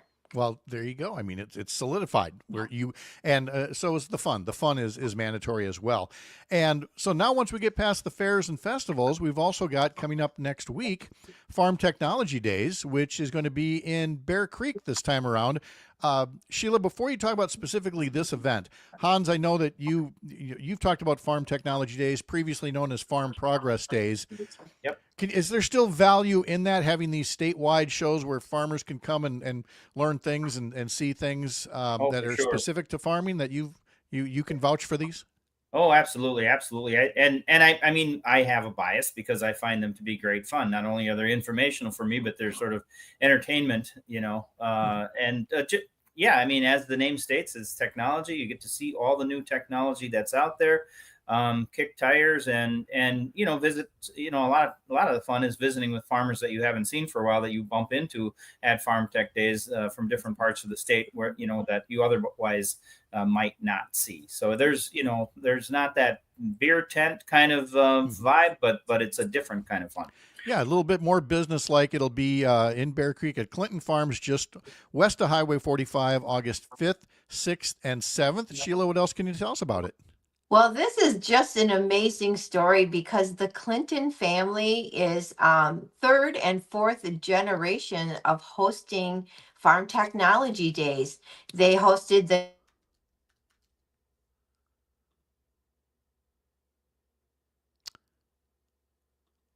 I think we might have.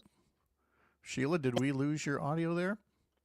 I am there we go. talking. There Yeah. you go. You're back now. Oh, I'm Sorry. so sorry. Let me speak a little louder. I was saying about the Clinton family being absolutely amazing. They hosted the Farm Technology Days in 1978, the 25th. And then they waited until the 50th show in 2003 and hosted Farm Technology Days again. And so then this year in 2025, they are hosting Farm Technology Days for the third time. And not only that, but they're bringing first, second, third, and fourth generation family members to be host of this 3-day event, bringing thousands of people to Bear Creek. And what's interesting about today, the farm now milks 750 cows, and they will have a rotary parlor that people can view, a 50 stall rotary milking parlor. They will have harvesting demonstrations and much more. What is also interesting about the Clinton Farms is they raise 100 acres of cabbage, and cabbage is a very important crop in Wisconsin for Well, our yeah, German heritage. especially if you like your coleslaw or sauerkraut or anything like that. Let's cover. There's also going to be a lunch and learn with the Wisconsin Christmas tree producers in the Merrill area, August 15th. So Hans, be on the lookout for that. You never know what kind of attendees will be coming by your place first. But I don't want to miss some time to talk about some of the state laws and regulations that you're looking at perhaps having addressed as well, whether it's private event rental spaces on small family farms or allowing farm stays, otherwise known as camping, as ways to diversify the farm business model, Sheila. So even though the state budget has passed us, there are now standalone bills that legislators could work on to address these areas, correct? Yes, and we're really looking for our Republican friends at Madison to help us bring forward a trailer bill to X 73 so we can correct some of the difficult situations that the current language offers the working family farm so that they can continue to have that additional revenue stream by offering a rental of their space. These farms do not want to be taverns. They do not want to have a liquor license. Currently, the law stated that if you have a private event, invitation only event on private property, the couple could bring in their beverages that would be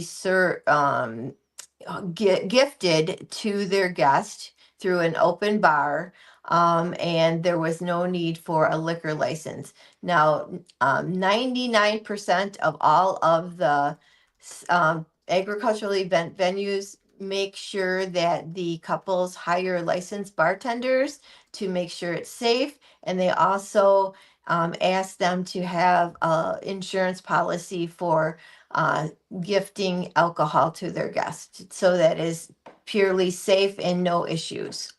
Okay, and Hans, we've talked a bit about this. If it doesn't have to be one specific thing, like camping or events, but this whole notion of the ability to diversify. Sometimes it's different crops, but sometimes it's different things that are going on the farm, and farmers are looking just for flexibility from the legislature. Yeah, I think so. Sheila knows more about these things than I do in terms of the legislative part of it. But bottom line is, these are dollars that get to bounce around in rural economies, and they allow farmers to diversify.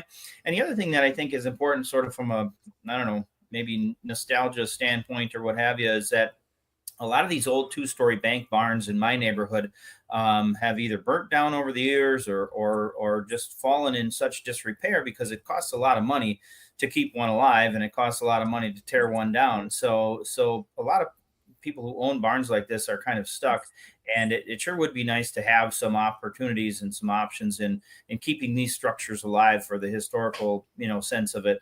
And maybe the way to do that for some people is to be able to host events in these beautiful structures. And now Sheila has included a link to a site where you can sign a letter of support to legislators about changing the law. It's a rather lengthy website, and so Parker's going to put it in the show notes later so that you can click on it, read about it, and perhaps sign it in support as well, Sheila. That's what you're looking, is that sign of support for legislators? Yes, we would love for everyone to click on the Institute for Justice Quorum. It'll send a letter right to your senator and your representative by just placing your name. And then we also have a petition on change.org so that we can offer farm stays.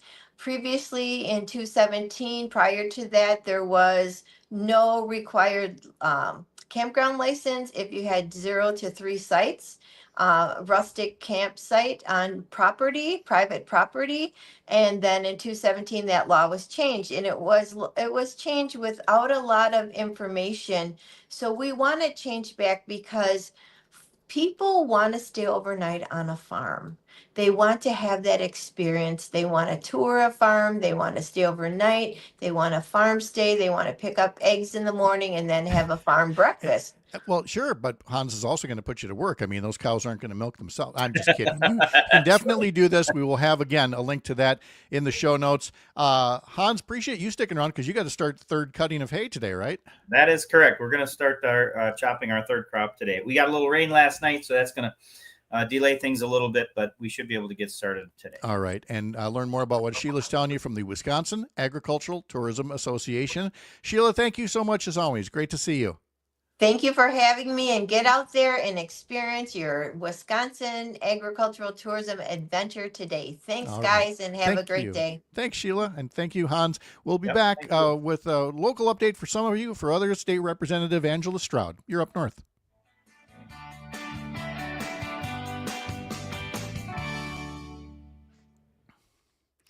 Whew, she packs a lot in there, buddy. Oh, yeah. All right. Thanks, you. Guys. Yep. Take care. Angela, how are you? I'm well, thanks. How are you? Good, good. Thank you for being here. Yeah, are happy to you be. in beautiful Ashland today? I am. Happy to be in Ashland. All right. Good deal. Let me ask you ahead of time. Obviously, we're going to talk about the budget and the things that you wrote to me about, some reaction to the governor. But I now have to ask this of everybody right away. First off, are you running for governor? No. Okay. I finally found somebody not running for governor. Thank God. Second, have you made or are you going to be making any endorsement of a candidate for governor? There's not a whole lot of upside to endorsing in a very large Democratic primary. Mm-hmm. If there was a candidate that I thought, yeah, this is the one and only, I can, I would marry this person, then I might endorse them. But absent that, I'm going to kind of wait and see how things shake out. That's totally what I expected, but now I have to ask it to everybody because otherwise I'm going to finish the segment and somebody's going to go, well, why didn't you talk about her endorsement of such and such? So just doing a little due diligence on the front end. Let's see, you've already got some fan mail coming in on the comment section. So we'll get going in 2 minutes. I'll put you back in the waiting room and see you soon. Great.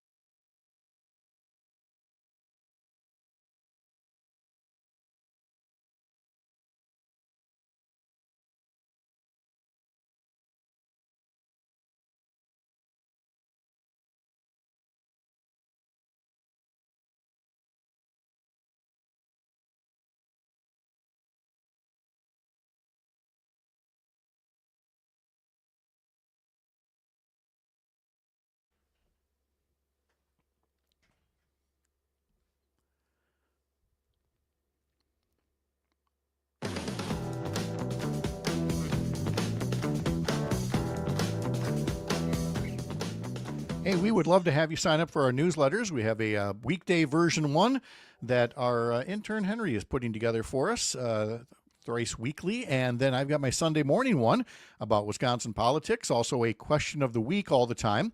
And of course, I'm also working on a new website story, headlined something along the lines of who's running for governor. It may take less time to tell you who's not running for governor. We go through, at last count, I think 19 different names on there of people who may run for governor, who are running for governor, who have said they probably won't run for governor, including a couple of surprises. I was asking around yesterday with folks and saying, give me a long shot, give me a surprise that might be running and we just don't know about it yet.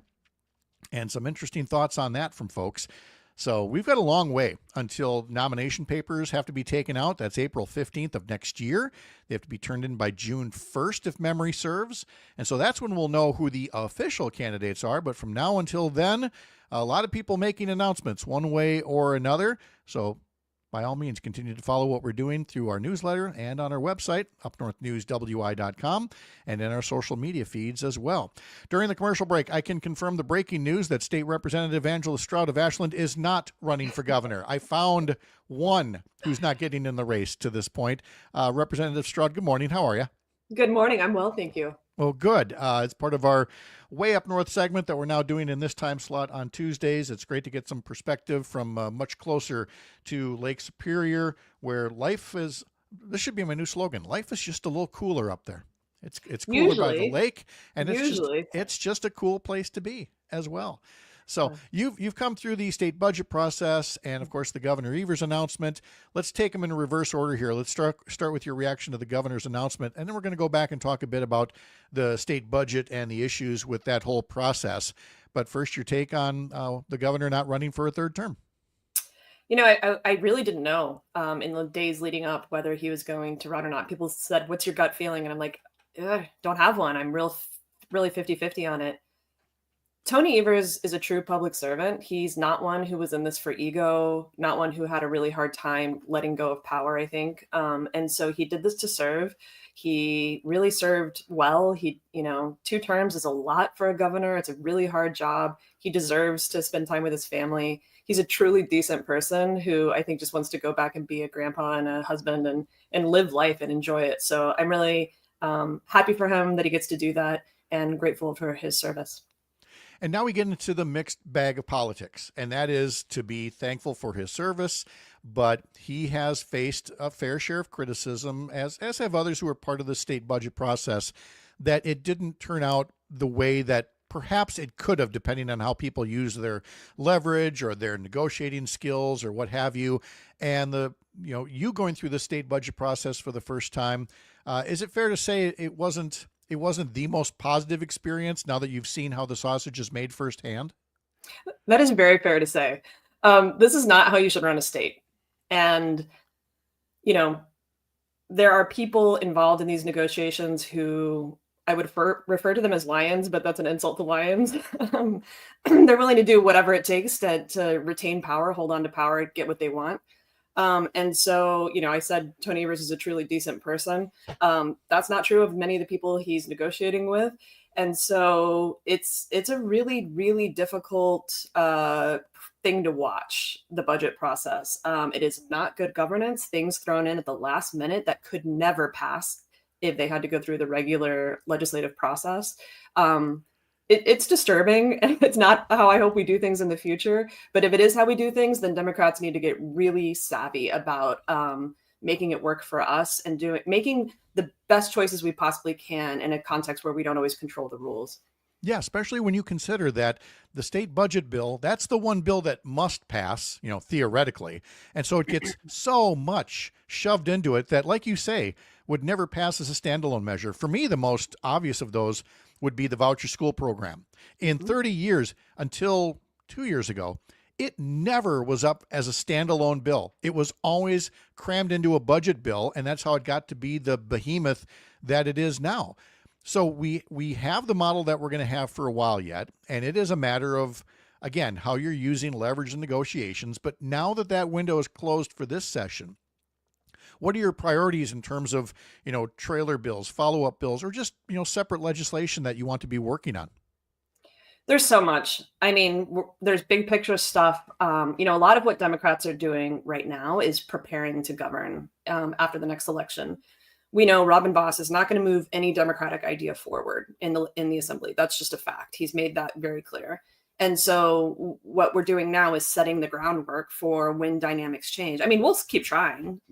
There's no quit in Assembly Democrats. But and so for me, there are good governance issues to work on. There are specific pieces of legislation around air quality and environmental issues. There's specific legislation around the UW system.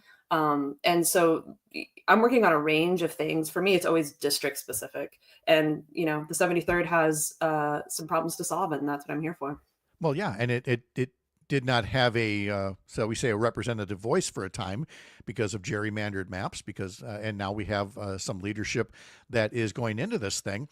And well, as much as you want to be productive, you know, with a capital P, sometimes a lot of it is just simply setting the table for next year and letting voters know, well, if Democrats were in charge, this is what we would do. And so when people say, why do you get to do these things when you're in the minority? You have to leave a record. That's the whole point of what you're doing here, it sounds like.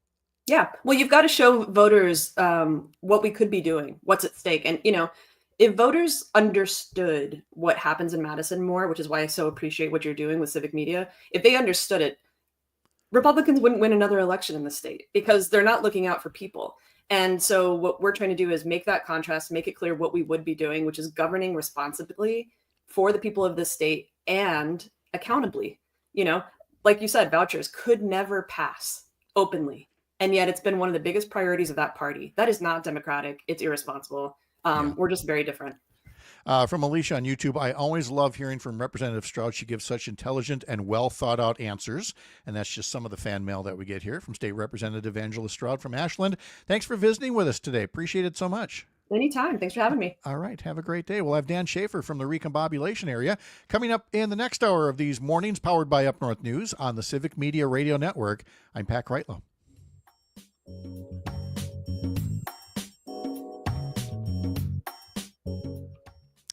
There we go. We're in the break. Angela, thanks again. Appreciate it so much. Thank you so much. I really, really appreciate it. And have a good rest of your show. Yeah, enjoy your summer. We'll talk again soon. Okay, take care.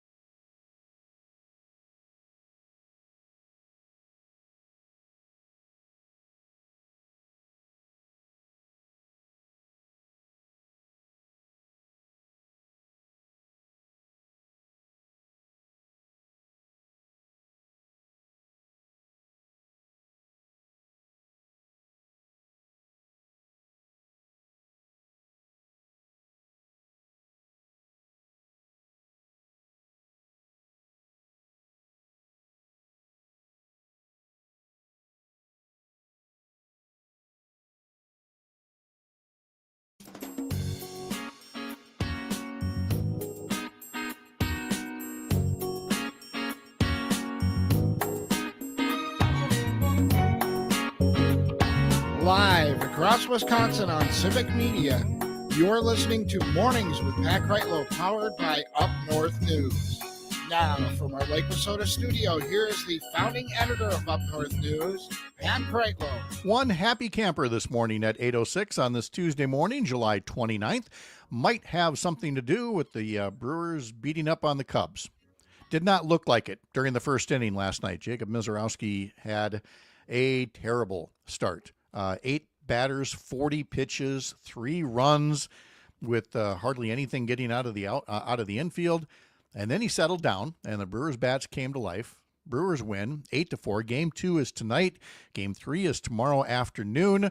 But for now, your first place Milwaukee Brewers are atop alone the Central Division. And again, Game 2 tonight. Coverage begins at 6:05 on stations across the Civic Media Radio Network. Meteorologist Brittany Merlot is here. Chad Holmes will be joining us in a sec from 98.9 WXCO in Wausau. One thing I noticed, Brittany, looking at the TV coverage of the game last night and from my being at American Family Field on Friday, when it was another hot and steamy day, is, the roof is only partially open, which is to kind of not have the sun completely baked down. But if you closed it all the way, then you'd be in a roasting pan. And there's just, this time of year, there's no way to avoid the heat. Just go get some ice cream or a cold frosty beverage or whatever, because we're in the dog days of summer. At least We sure are. At least for one more day.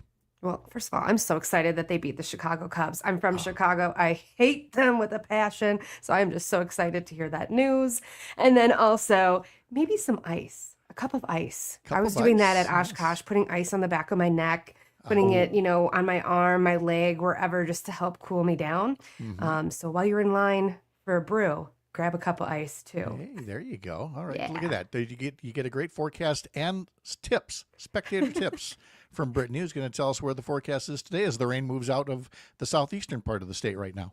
It sure does. Kick that on out of here. Let the sun shine. More and more sunshine throughout the day today. Comfortable temperatures further up north. Not so comfortable further down south. We are still battling dew points, muggy conditions, high heat here today.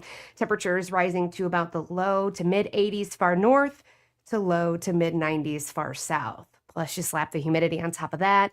It's going to be feeling like the mid to upper 90s for a lot of us in the southern part of the state today. So sunshine becoming abundant. A few spotty sprinkles or small brief showers are possible this afternoon. I think they're going to stay more towards the Green Bay area, but pretty much by the lake is your best chances for those to pop up later on this afternoon, early evening. No big deal with that. But tomorrow, we've got another low pressure system moving through. It is going to bring some more widespread, steadier rainfall, probably overnight far west, early tomorrow morning for the southern parts of the state. And that'll continue for the southern half tomorrow throughout the day. Overcast, all of us, but much, much more cooler, refreshing, highs in the mid to upper 70s tomorrow, and that stays the case for the rest of the week as a high pressure starts to build in. It kicks the clouds on out of here, and we've got nothing but a beautiful summer day on Thursday, Friday, Saturday, and even into Sunday. It's going to be amazing. The top is coming off the Jeep Wrangler, and it is going to be just a gorgeous couple of days of running those errands. Brittany, thank you so much. Really appreciate it. All right. Have a good day. You have a great day as well. Let's check in with Chad Holmes from 98.9 WXCO, see what he's following up in that area, because you're still in your, as we learned from Jimmy Kuska yesterday, this is, I don't think this is an official title, but this is like the dead week in high school sports where there's not practices and things like that. So the kids get a break, the coaches get a break. There's a lot of vacations going on. It would seem to me we should be sending you away to like another poker tournament someplace, but you got that out of your system, right? Yeah, no, it is the down week. It's actually a perfect week here in the Wausau area because everybody's heading off to the Wisconsin Valley Fair starting today. So it's like fair week, and then next week football practice begins, and you can start to make the real countdown to the kickoff, which is not too far away. No, not a bit. And again, with the heat finally moving on, Joe in Superior on the text line, listening on WBZH in Hayward, says comfortably cooler here by Lake Superior this morning, and that is very welcome because again, this time of year they don't have the 2-a-day football practices anymore, right? I've heard some that have a morning practice and then an evening practice. It's not. split it up and maybe have a couple of shorter get-togethers. It depends on the schools. Okay, all right. Tell us a little bit about what you've had for some of the local segments up there for guests or topics. Oh, I mean, it's been really interesting. One of the exciting things that we have coming up here is that we just hired a new news person, and that's going to really, I think, help in terms of the coverage that we have here in Wausau. We had actually, it was really nice. About a week and a half ago, our network news director, Sheila Pittman, came up and we did some interviews, and we found a wonderful young woman who has done some work down in Illinois at the state capitol there, and really knows her way around with government officials. And obviously, as you well know, that here in Wausau, you'll never run out of interesting stories when it comes to following area government. So she'll be starting up in August, a little bit later in August. So that is something we've been talking about, that we're really going to try to for using a poker term, double down in terms of our local coverage here in the Wausau area. So very, very excited about that. Well, essentially, it's a matter of how should we say this? Keeping them honest. With the reduction in local news coverage around the country. One of the offshoots of that, and I'm not casting aspersions in Wausau specifically, but with fewer local reporters covering these city council meetings, school board meetings, county board meetings, things like that, there's been a little bit more, I guess, shall we say, mischief, across the country, as people realize there aren't as many watchdogs out there as there used to be. And it's why, even as you see a reduction in newspapers around the area, you see, thankfully, sites like, Civic Media springing up North News, the Wausau Pilot and Review as an independent, non-corporate owned source of covering these places. Because again, as much as we'd love for politics, local politics, to just be our friends and neighbors and everything's on the up and up, you and I have seen enough from local government over the years to know that there still better be some watchdogs in the room when these things are going on. Yes, absolutely. And frankly, the lines are getting harder to see. Yes. I'm going to give an example. I may regret it in a moment where we're going, but yesterday word came down that the morning host of the conservative talker here in Wausau, WSAU, is leaving. Meg Ellefson, who's been the voice of conservative politics in this area for a number of years, apparently leaving for some non-political entity. I have no idea what that means. Okay. But it's not going to change what is happening over there, because literally before the ink was dry on that news release, Chris Conley, a gentleman I've talked about a little bit here on this radio station over the times, he has decided that it reminds me a couple of weeks ago, I don't know if you heard this, that the Colorado Rockies, who are in route to becoming the worst Major League Baseball team in the history of baseball, had an opening for team president. And after a deep dive into all the people that could come in and perhaps turn around what the Rockies are, they said, well, hey, the son of the owner's here, so we're going to make him the new leader. And I thought of that when I saw this morning that Chris decided that he's going to move into the Meg Ellefson seat and continue to bring the truth to central Wisconsin that I'm so against, according to them. Well, yeah, right. I'm off to a wonderful start this morning, I must say. Look, I don't have all the particulars in front of me, but I know that Meg Ellefson, from what I've seen online, has been unhappy with some of the directions that Republicans are taking, either at the state and or the county levels in other parts of Wisconsin. We've talked about the controversy in Northeast Wisconsin about, people who have, perhaps checkered legal pasts, who are in, positions, who have said things that would normally not give you a leadership position in a local political party.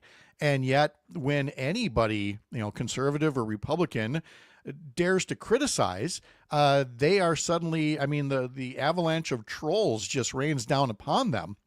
And don't get me wrong, I'm not shedding a tear necessarily when conservatives who have been flamethrowers themselves, have the weapon returned on them. But that doesn't necessarily make it right, especially when the thing that they're reacting to is a genuine grievance. But the MAGA folks, they don't want to hear anything of it. They're willing to, what did they always refer to it as? The leopards eating their faces party. I didn't realize a leopard would eat my face. Well, that's what leopards do. Well, I mean, I'm going to push back on any idea that Meg is some sort of victim in this. I mean, I had a candidate for the state assembly, a Republican in the primary, who came on with me in the morning because Meg would not allow him to go on with her because she had her favorite candidate. I think that's wrong. Our motto here is our doors are open to anybody who is a candidate or somebody that is a newsmaker or somebody that's in government. The idea of picking and choosing who you're going to let the voice go out there, and then the man who's taken over this seat, Chris Conley, after getting criticism about this, he's a program director over there as well, basically said, well, Meg's number one, so we got a popular show, so whoever we want on the air, that's good enough for me. I mean, so I we live in this world right now that there's so many moving parts to it. I just think that each and every day we should try to hear the most voices and the most truthful voices, and try to get the best information in terms of having the true battle of ideas, which I think is one of the foundations of democracy. Yeah, and that is exactly the role that somebody like you should be playing in the Wausau area. No different than what Todd Alba is doing, on his program from 2 to 4, where he had Lieutenant Governor Sarah Rodriguez on yesterday. He talked to Josh Schoeman, a Republican candidate for governor, when he was here in Chippewa Falls at the Northern Wisconsin State Fair. And he's been very explicit in saying, look, I'll talk to anybody. I'll talk to any candidate here. You'll get a fair round of questioning and be able to make your case. I have definitely said that in terms of, primaries, especially among Democrats, to say, look, we're not going to, especially with the governor's race, we're not going to pick and choose here. We want every candidate to come on and make their case. Now, my being a former Democratic legislator, I'm not really expecting any Republican candidates to bang down my door and get on the show, but I'd be willing to talk to them and see if we can't, work out an appearance.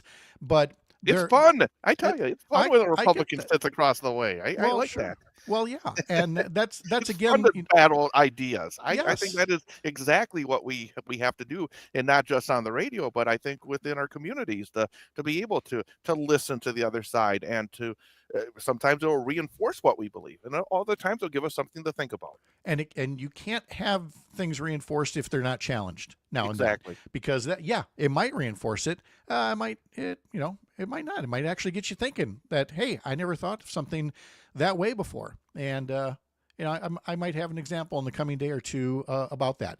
I'm going to talk in the next segment for folks. A lot of folks are going to have a local breakaway for local news. Those who come back and chat with me, I'm going to talk about how AI has figured out a lot of things. AI has not yet figured out cribbage. Do you play? I do not. Okay, so you're poker. We're going to talk sometime down the road about AI and poker. We'll talk about AI and cribbage coming up next. Chad Holmes from 98.9 WXCO in Wausau. Thank you, buddy. Appreciate it. You bet. All right. As mentioned, the aforementioned local update coming up next for many of you across the Civic Media Radio Network, and then back here with Dan Schaefer in less than 15 minutes. I'm Pat Kreitlow.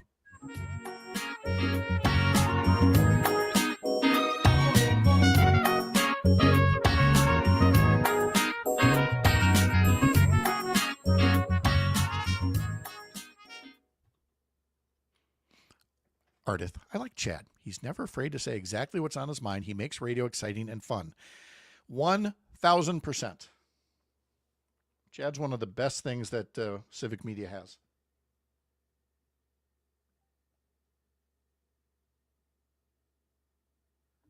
Luke on the text line. Anything surrounding I'm hearing dinging. Me in. You have my attention. Yes. Okay, good. Oh, cribbage. I wish I played more.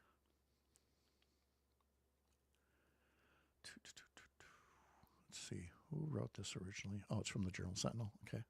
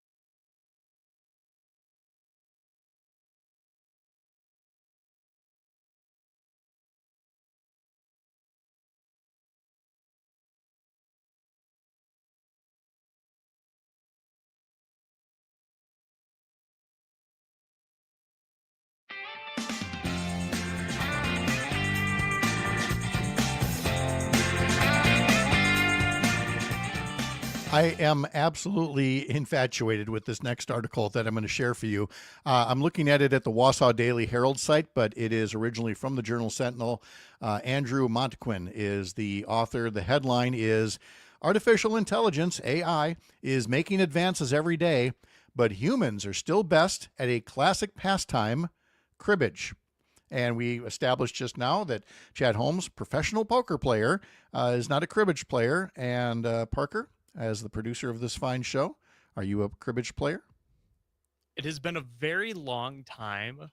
I have played very infrequently, but I do love cribbage. Oh, good. Okay, so you understand the kind of the challenge, the reason people like it. There's a little bit of unpredictability, the way that it can change right in the middle of a game. I definitely have that feeling about sheep's head. So I grew up with my parents. My parents divorced when I was very young. One of the few happy memories I have of them together was the times when they would play cribbage. And Sherry and I have played, I would dare say, thousands of hands of cribbage over the past 40 years. But she grew up in a family that played sheep's head. They would play for hours and hours on Sunday afternoons. I don't understand how a computer can follow either one of these things because, I mean, there's this randomness in the card that you're drawing or the card that somebody's laying that you can't see. It's what makes card games so fun. Why are we trying to spoil it with AI? Let the robots get to do enough as it is already, right? There are some games that are like solved games, like chess. Yes. That's a solved game. Like everything that can happen has been computed. Mm-hmm. And that's, I guess, one way to look at it. Much like sports, I like random stuff in my games. Yes. So the story here, again, from Andrew Montquin in the Journal Sentinel, is talking about how, yes, artificial intelligence, computers have been able to get an edge when it comes to things like chess. But when it comes to cribbage specifically, the computer is not much better than a coin flip because, as it says in the article here, there are somewhere between a quintillion and a few dozen septillion possible games of cribbage, considering every combination of cards and the actions you take.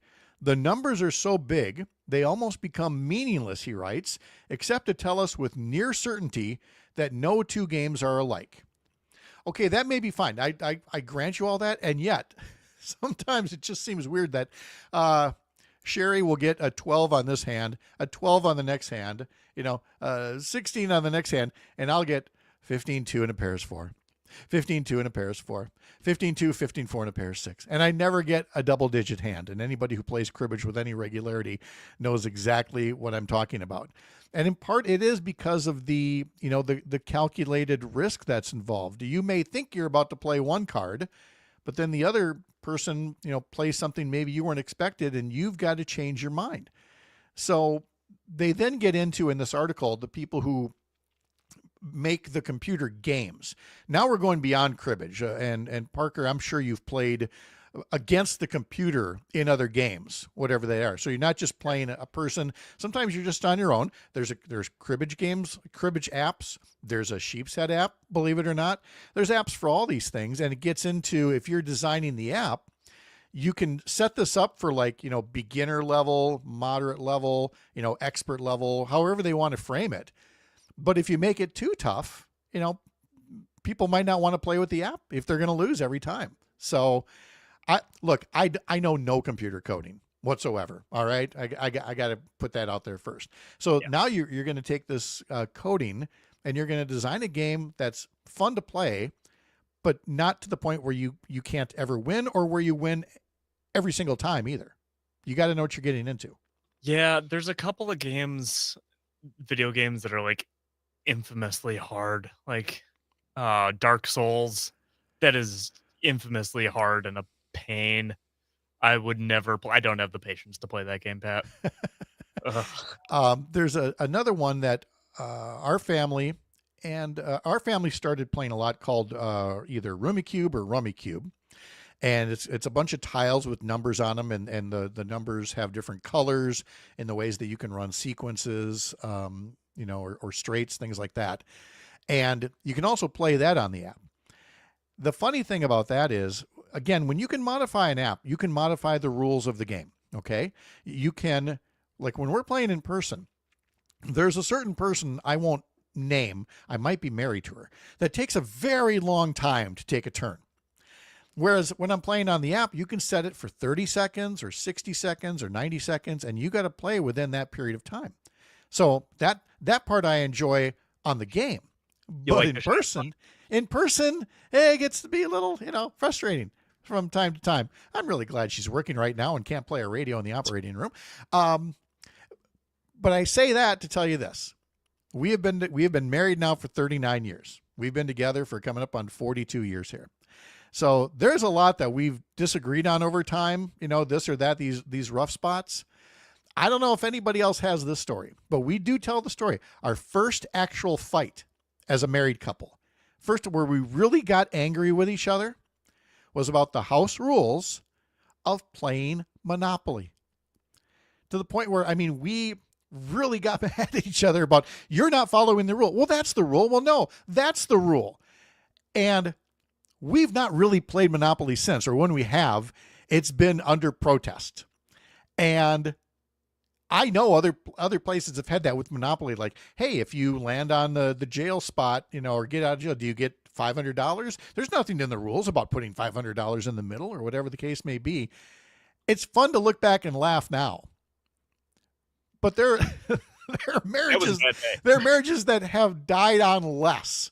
So maybe there are times when you are better off just playing the computer.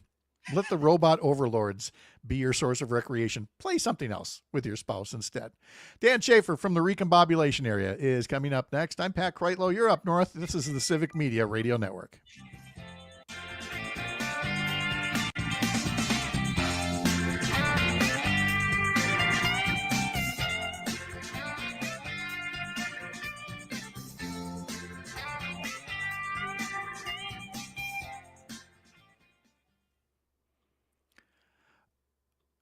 I love this line here that they're trying to teach AI how to make better choices. They tried to train a program to make the best possible decisions on what cards to discard. And it writes, in one sense, the project was a failure. The program tried to learn from every hand, even the bad hands that were doomed to fail, and ended up making mostly random moves. There is no strategy, and it shows the complexity of the game. The bigger question for me is why, after 40 years, have I still not mastered Sheep's Head? And in part because I only play 2 or 3 times a year. I guess you should play a little bit more often. I thought that you played every weekend, Pat. No, she played every weekend. And I thought that you guys a couple of times a year. Well, cribbage, yes. Sheep's Head, no. Sheep's Head, I don't know how anybody figures it out. In fact, Sheep's Head, I used to joke, there are no rules. You guys are making this up as I'm watching them do their thing. But of course, I've learned there are no rules. I used to say the same thing about cricket. I'm like, no, this game is totally made up. And then when we lived, cricket with the ball and the cricket. Okay. Yeah, the mallet. Then I actually learned the game because you couldn't watch baseball in the Caribbean when we lived down there. There was no baseball on TV. There was a lot of cricket. So I actually learned it and really came to appreciate it. I actually miss cricket now. I can't believe I'm saying that, but I used to say there are no rules to this game. I've seen a little cricket. I like cricket. Yeah. Big John Boy Media guy. I mean, to the point where, again, I'm going to grant you, this is silly. I would combine the two, cricket and baseball. I'd say that on the weekdays when there's, when the crowds are smaller and stuff, you play a cricket style of it. And then on the weekends, you play a baseball style of it because they're both offshoots of baseball to a degree. Yeah, I know. I know nobody else is going to follow me on that. Dan's just sitting here like, why do I agree to go on this show? It's, I wasn't sure what conversation I was walking into there, so I was just waiting for this cricket one. And Sheep's Head, and cribbage, yeah, exactly. What's your game of choice on your family gatherings there, Mr. Schaefer? It was Monopoly for a long time. So you were saying that you had some arguments about our first big fight was about Monopoly rules. Yep. And then my mom is really competitive and I'm really competitive, and then everyone stopped wanting to play when we were playing. That's when I learned how competitive Sherry is, which I admire so much, unless we are playing Monopoly.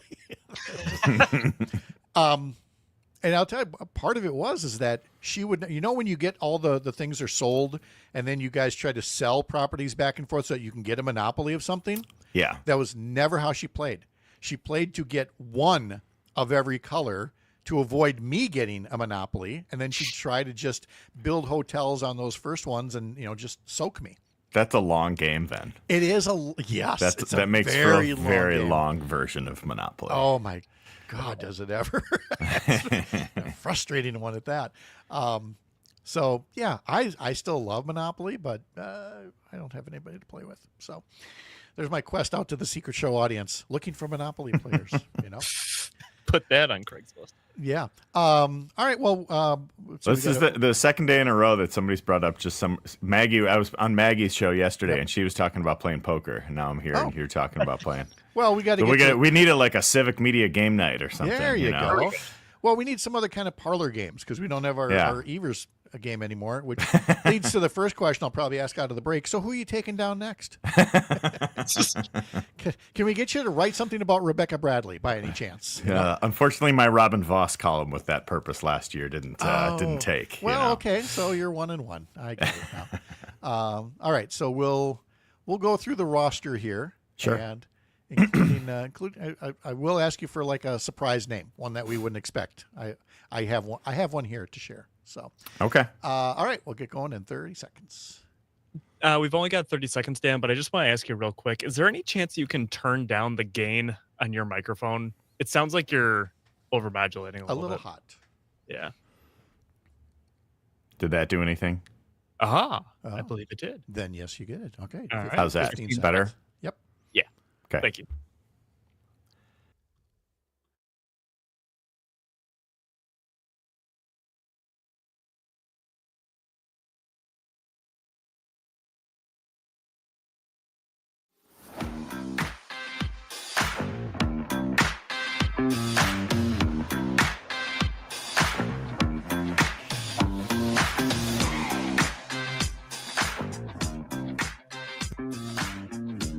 We would love for you to be a subscriber to our newsletters, including our weekend one that deals with politics, Sunday mornings with Pat Kreitlow. Subscribe at upnorthnewswi.com. It includes a question of the week, which this week is about cryptocurrency and state regulations. Cryptocurrency, is it the future? Is it a fad? Is it a scam? Is it too soon to tell? What are your thoughts on that? Plus all the other political news. I think we know what the big story was in Wisconsin politics last week, and we know the big story going forward, but we keep tabs on all of it in our Sunday morning newsletter, as well as a little thing called the Recombobulation Area that Dan Schaefer puts together. You can sign up for that over at therecombobulationarea.news. Correct, Dan Schaefer? You got it. That's the one. That's where you can find me. I've got it up on screen there, and I have a space, and there should not be a space there between the and recombobulation, correct? It's all one word? All one word. The recombobulationarea.news. There we go. So what do you want to talk about today, Pat? Yeah, you've heard this one already a few times, but I'm gonna do it again. So, Dan, who are you taking down next? Do you have something about Justice Rebecca Bradley in the works by chance that you might be writing about, or no? Maybe I should write something. I wrote something about Robin Voss last fall and how it needs to be his last time as Assembly Speaker. That one didn't take, unfortunately. Okay. But, we'll keep at it. My batting average is improving here, so we'll see. The thing is, in both cases, you laid out very specific and credible reasons, why a decision should go one way or the other. Yeah. And obviously, Governor Evers made the decision that he made. He is now saying that he really didn't make up his mind until pretty close to the actual decision day. And that really just underscores something we've talked about previously here, and that is how hard it is for any politician, much less one who's won 5 statewide elections and has never lost, to say, let's go out on top. Going out on top is the hardest thing to do in politics. Absolutely. I think it is a really bold and in many ways selfless decision that the governor has made here not to seek a third term. And I think it is, you're right. It's really it's tough for people to step away, especially somebody like Evers, who is popular in the state. It's not a Biden comparison here, not only because the Evers is about a decade younger than Joe Biden, but because he is popular and Joe Biden was not. And I think, to be somebody who has won 5 statewide elections, he's undefeated in statewide elections. That's a pretty remarkable thing in a state as closely divided as Wisconsin. But I think, it's time to pass the torch. I think running for a third term is a different ask of voters than it is asking just for re-election. And I think for so many reasons, the time is right now. I think 2026 is shaping up for an advantageous year for Democrats. I think there is a strong bench of candidates. We can talk about a couple who have already announced. And I think, there is real risk involved with running for re-election in your mid 70s and being governor through your late 70s. And I think Evers is making the right decision, as he so often has as governor. He is making the right decision and doing what's best for the state. He always talks about doing what's right for Wisconsin. And I absolutely believe that is what he's doing here in not seeking re-election. Yeah, and look, there isn't a fair comparison to former President Joe Biden, except in that one way, and that is all Evers has to do is stumble one time, figuratively or literally, and we get to spend the next, 13, 14 months with that as a topic. So it's not fair to the governor, but it does take that off the table where we now just talk about who's next. So let's talk about who's next, because the article that I'm going to put up on our website later this morning, upnorthnewswi.com, I'm putting the finishing touches on it, and I'm up to 19 names Holy cow. listed in this thing right now. Some of them admittedly long shots, and I'm looking for one more to see if I can make it around 20. So I'm going to ask you as well to give me a potentially surprising name of somebody who might be thinking about running for governor.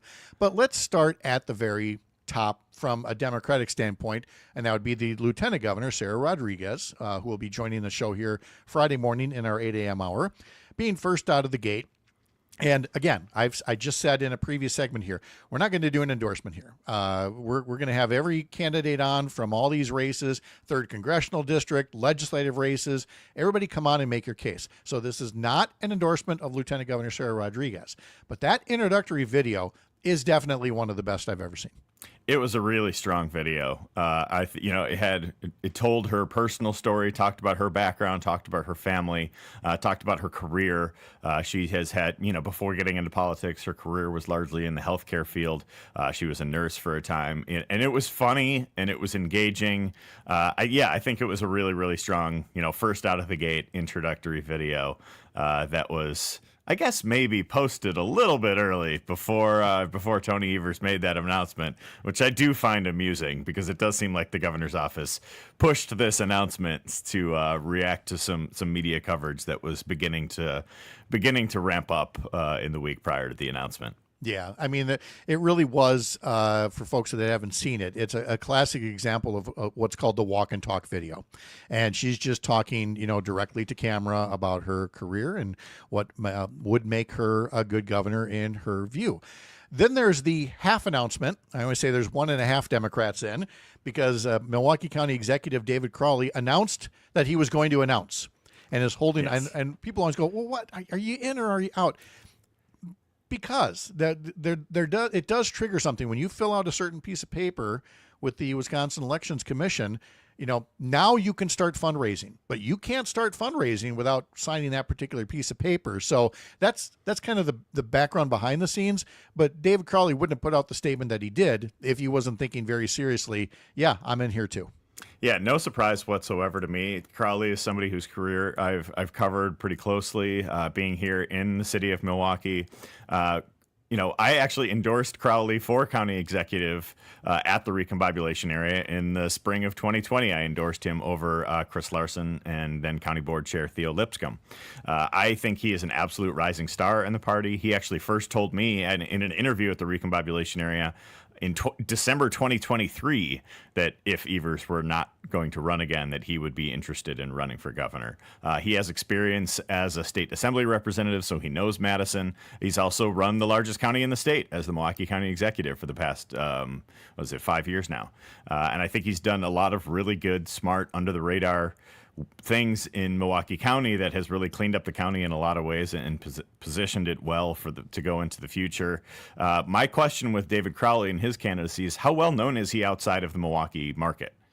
Because I think when I ask people about this list of candidates in and around Milwaukee, and I mentioned Crowley, they're like, oh, he's a great candidate. Young guy, rising star, doing great things at the county. When I mention Crowley's name outside of Milwaukee, it's a little bit more David who?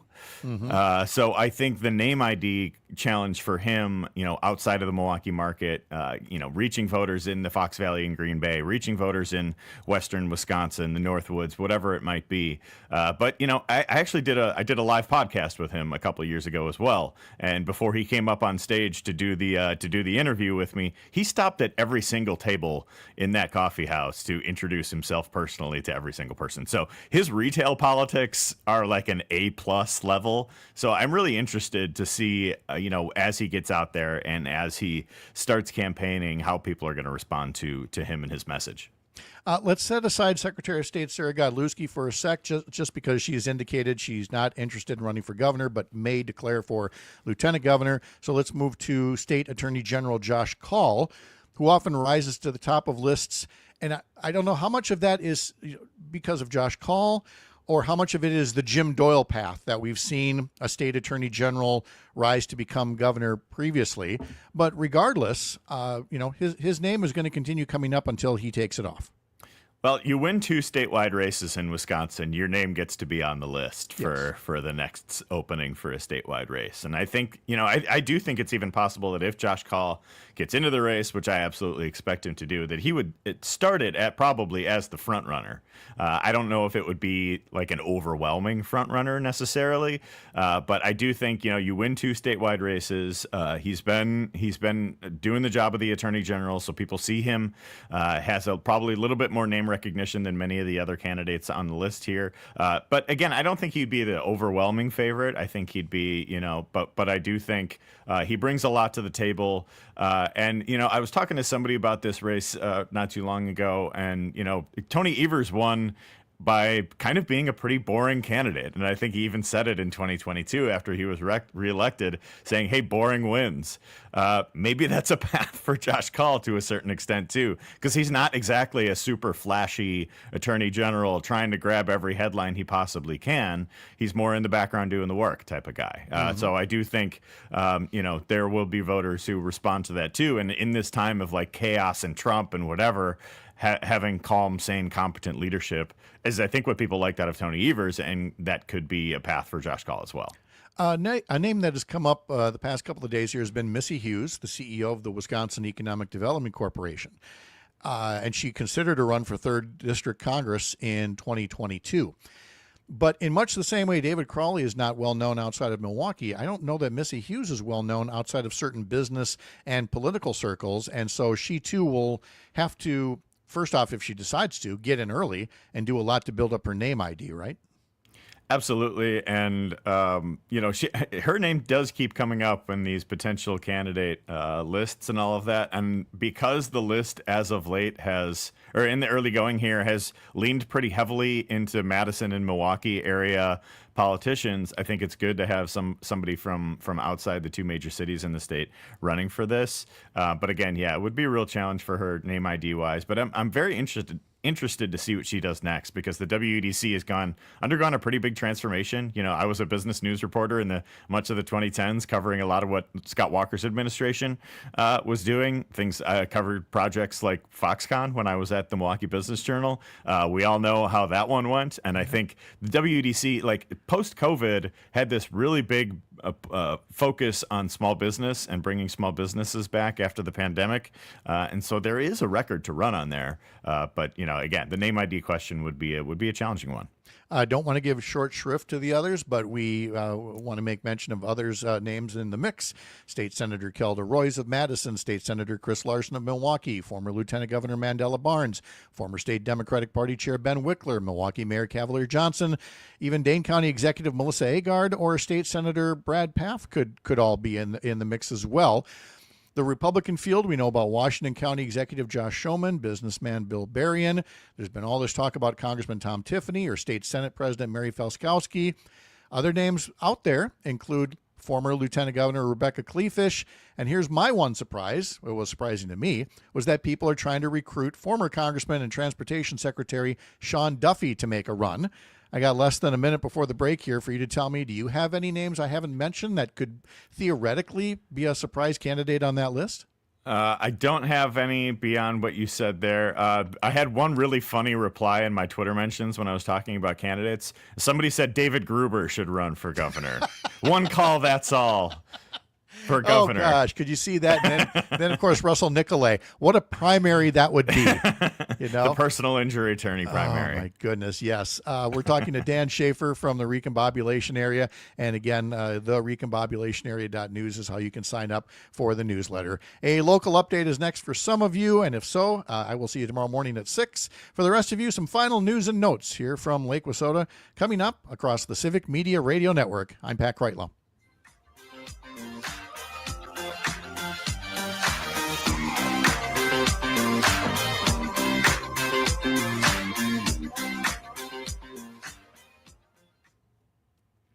All righty.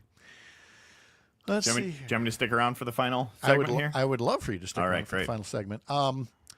Anything else on the field there that we didn't touch on? I can go back and talk to some of these folks, but I was just racing the break here. So what else was on your mind? I mean, I've been pretty deep in it here with governor stuff. I think it is really interesting how because of who's going to be running for different offices, we could have primaries in all 5 state constitutional offices. That was the one thing I was going to go to next was Democratic dominoes. Yep. Essentially. Okay. And then I think there's also a fair question to be asked about, like, what does this mean for governing for the next 17 months in the state? What does Evers not running again mean for governing? I kind of think it means we're going to get even less done, but we'll see. Is that possible? The quick answer is yes. Yes, that's very possible. Yeah. All right, we've got about 3 minutes till we come back. I'll be back in a minute.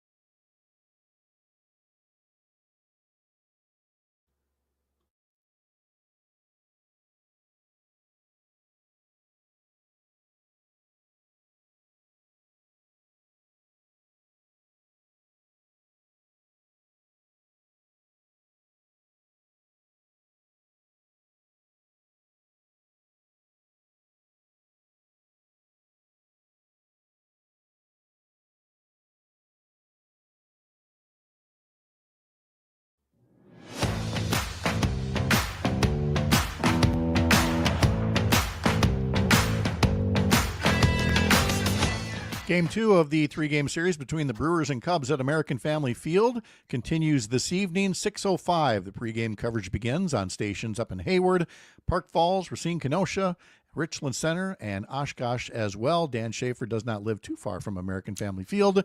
And boy, if this series went the way the top of the first inning went, with all those Cubs fans in the stands, I would be morose right now. Thank God the top of the first inning was not indicative of how the rest of the game went. A resilient win for the Brewers last night. A resilient performance, too, from the young ace, Jacob Mizorowski, battling back from a really tough first inning to get that win.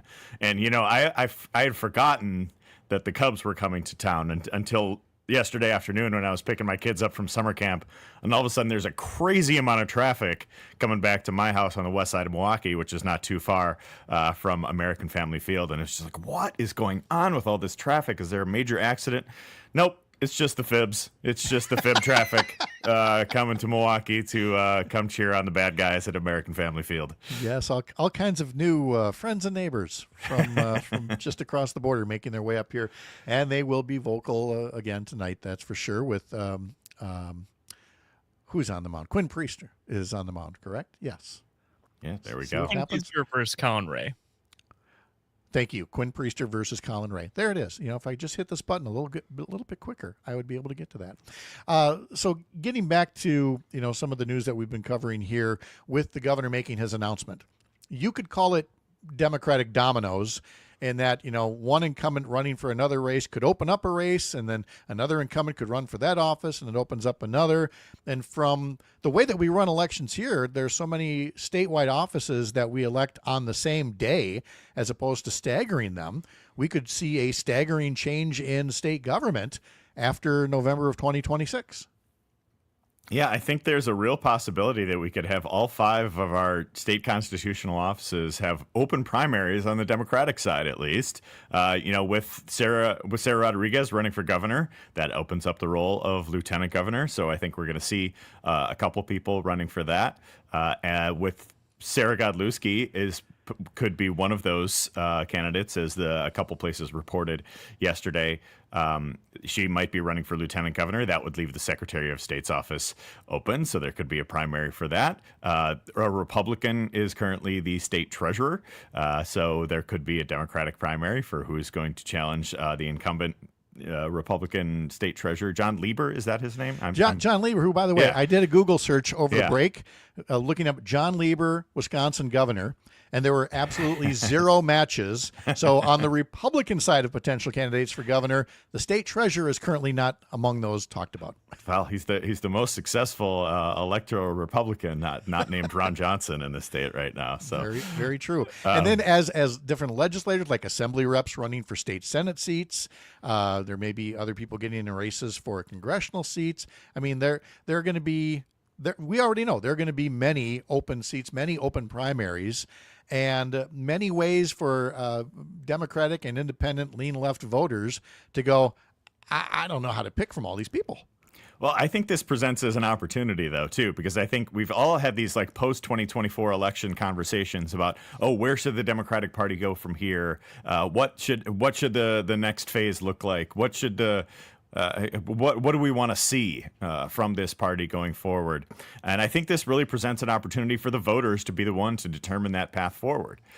It should be the voters who decide, not consultants or people looking for the Joe Rogan of the left or whatever it might be. It should be the voters who decide the next path forward for the state. And we all know that everything in American politics always starts in Wisconsin.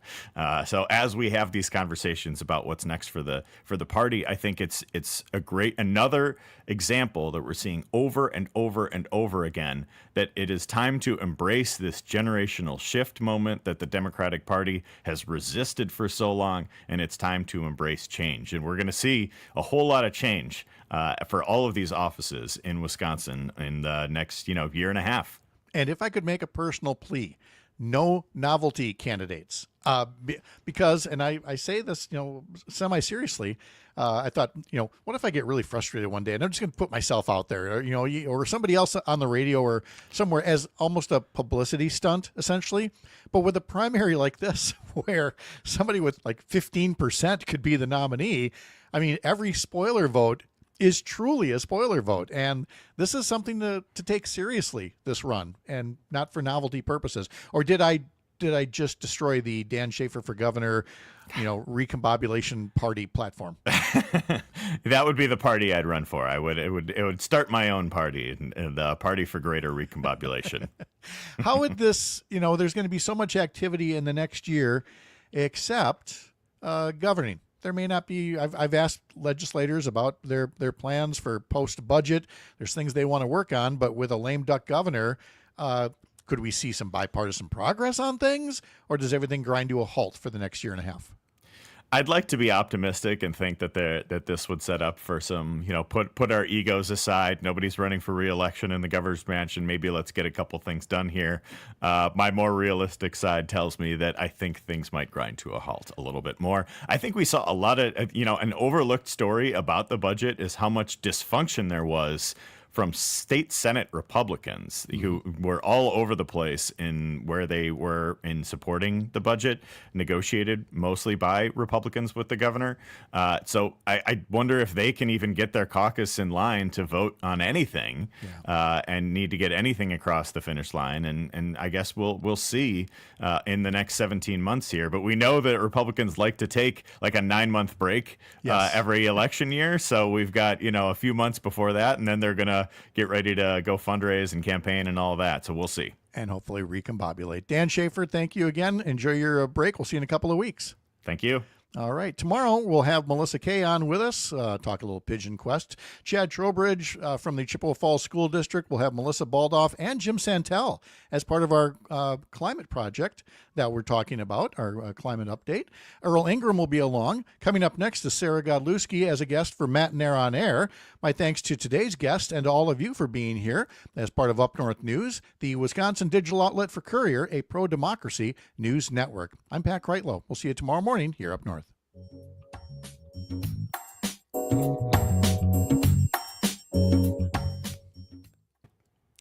All right, Mr. Schaefer, we are still on Facebook and YouTube because I'm going to record some promos, but thank you very, very, very much. And you will be gone a week from now, right? So we'll be, was I right? We'll be back in 2 weeks? Correct. 2 weeks. Yep. All right. Looking forward to it. Have a great trip. All right. Thank you so much. All right. See ya. Have a good one, Dan. Thanks. Be well, guys. All right. Let's see. Be so discombobulated. Oh. What's that? I'm going to be so discombobulated next week. Oh, God.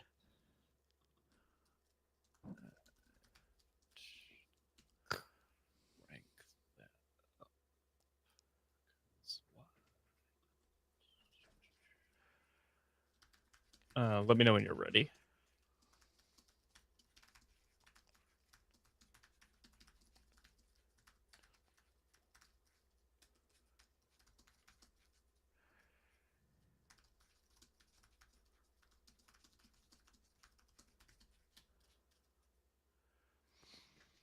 All right, let's get the stopwatch out here for a second here.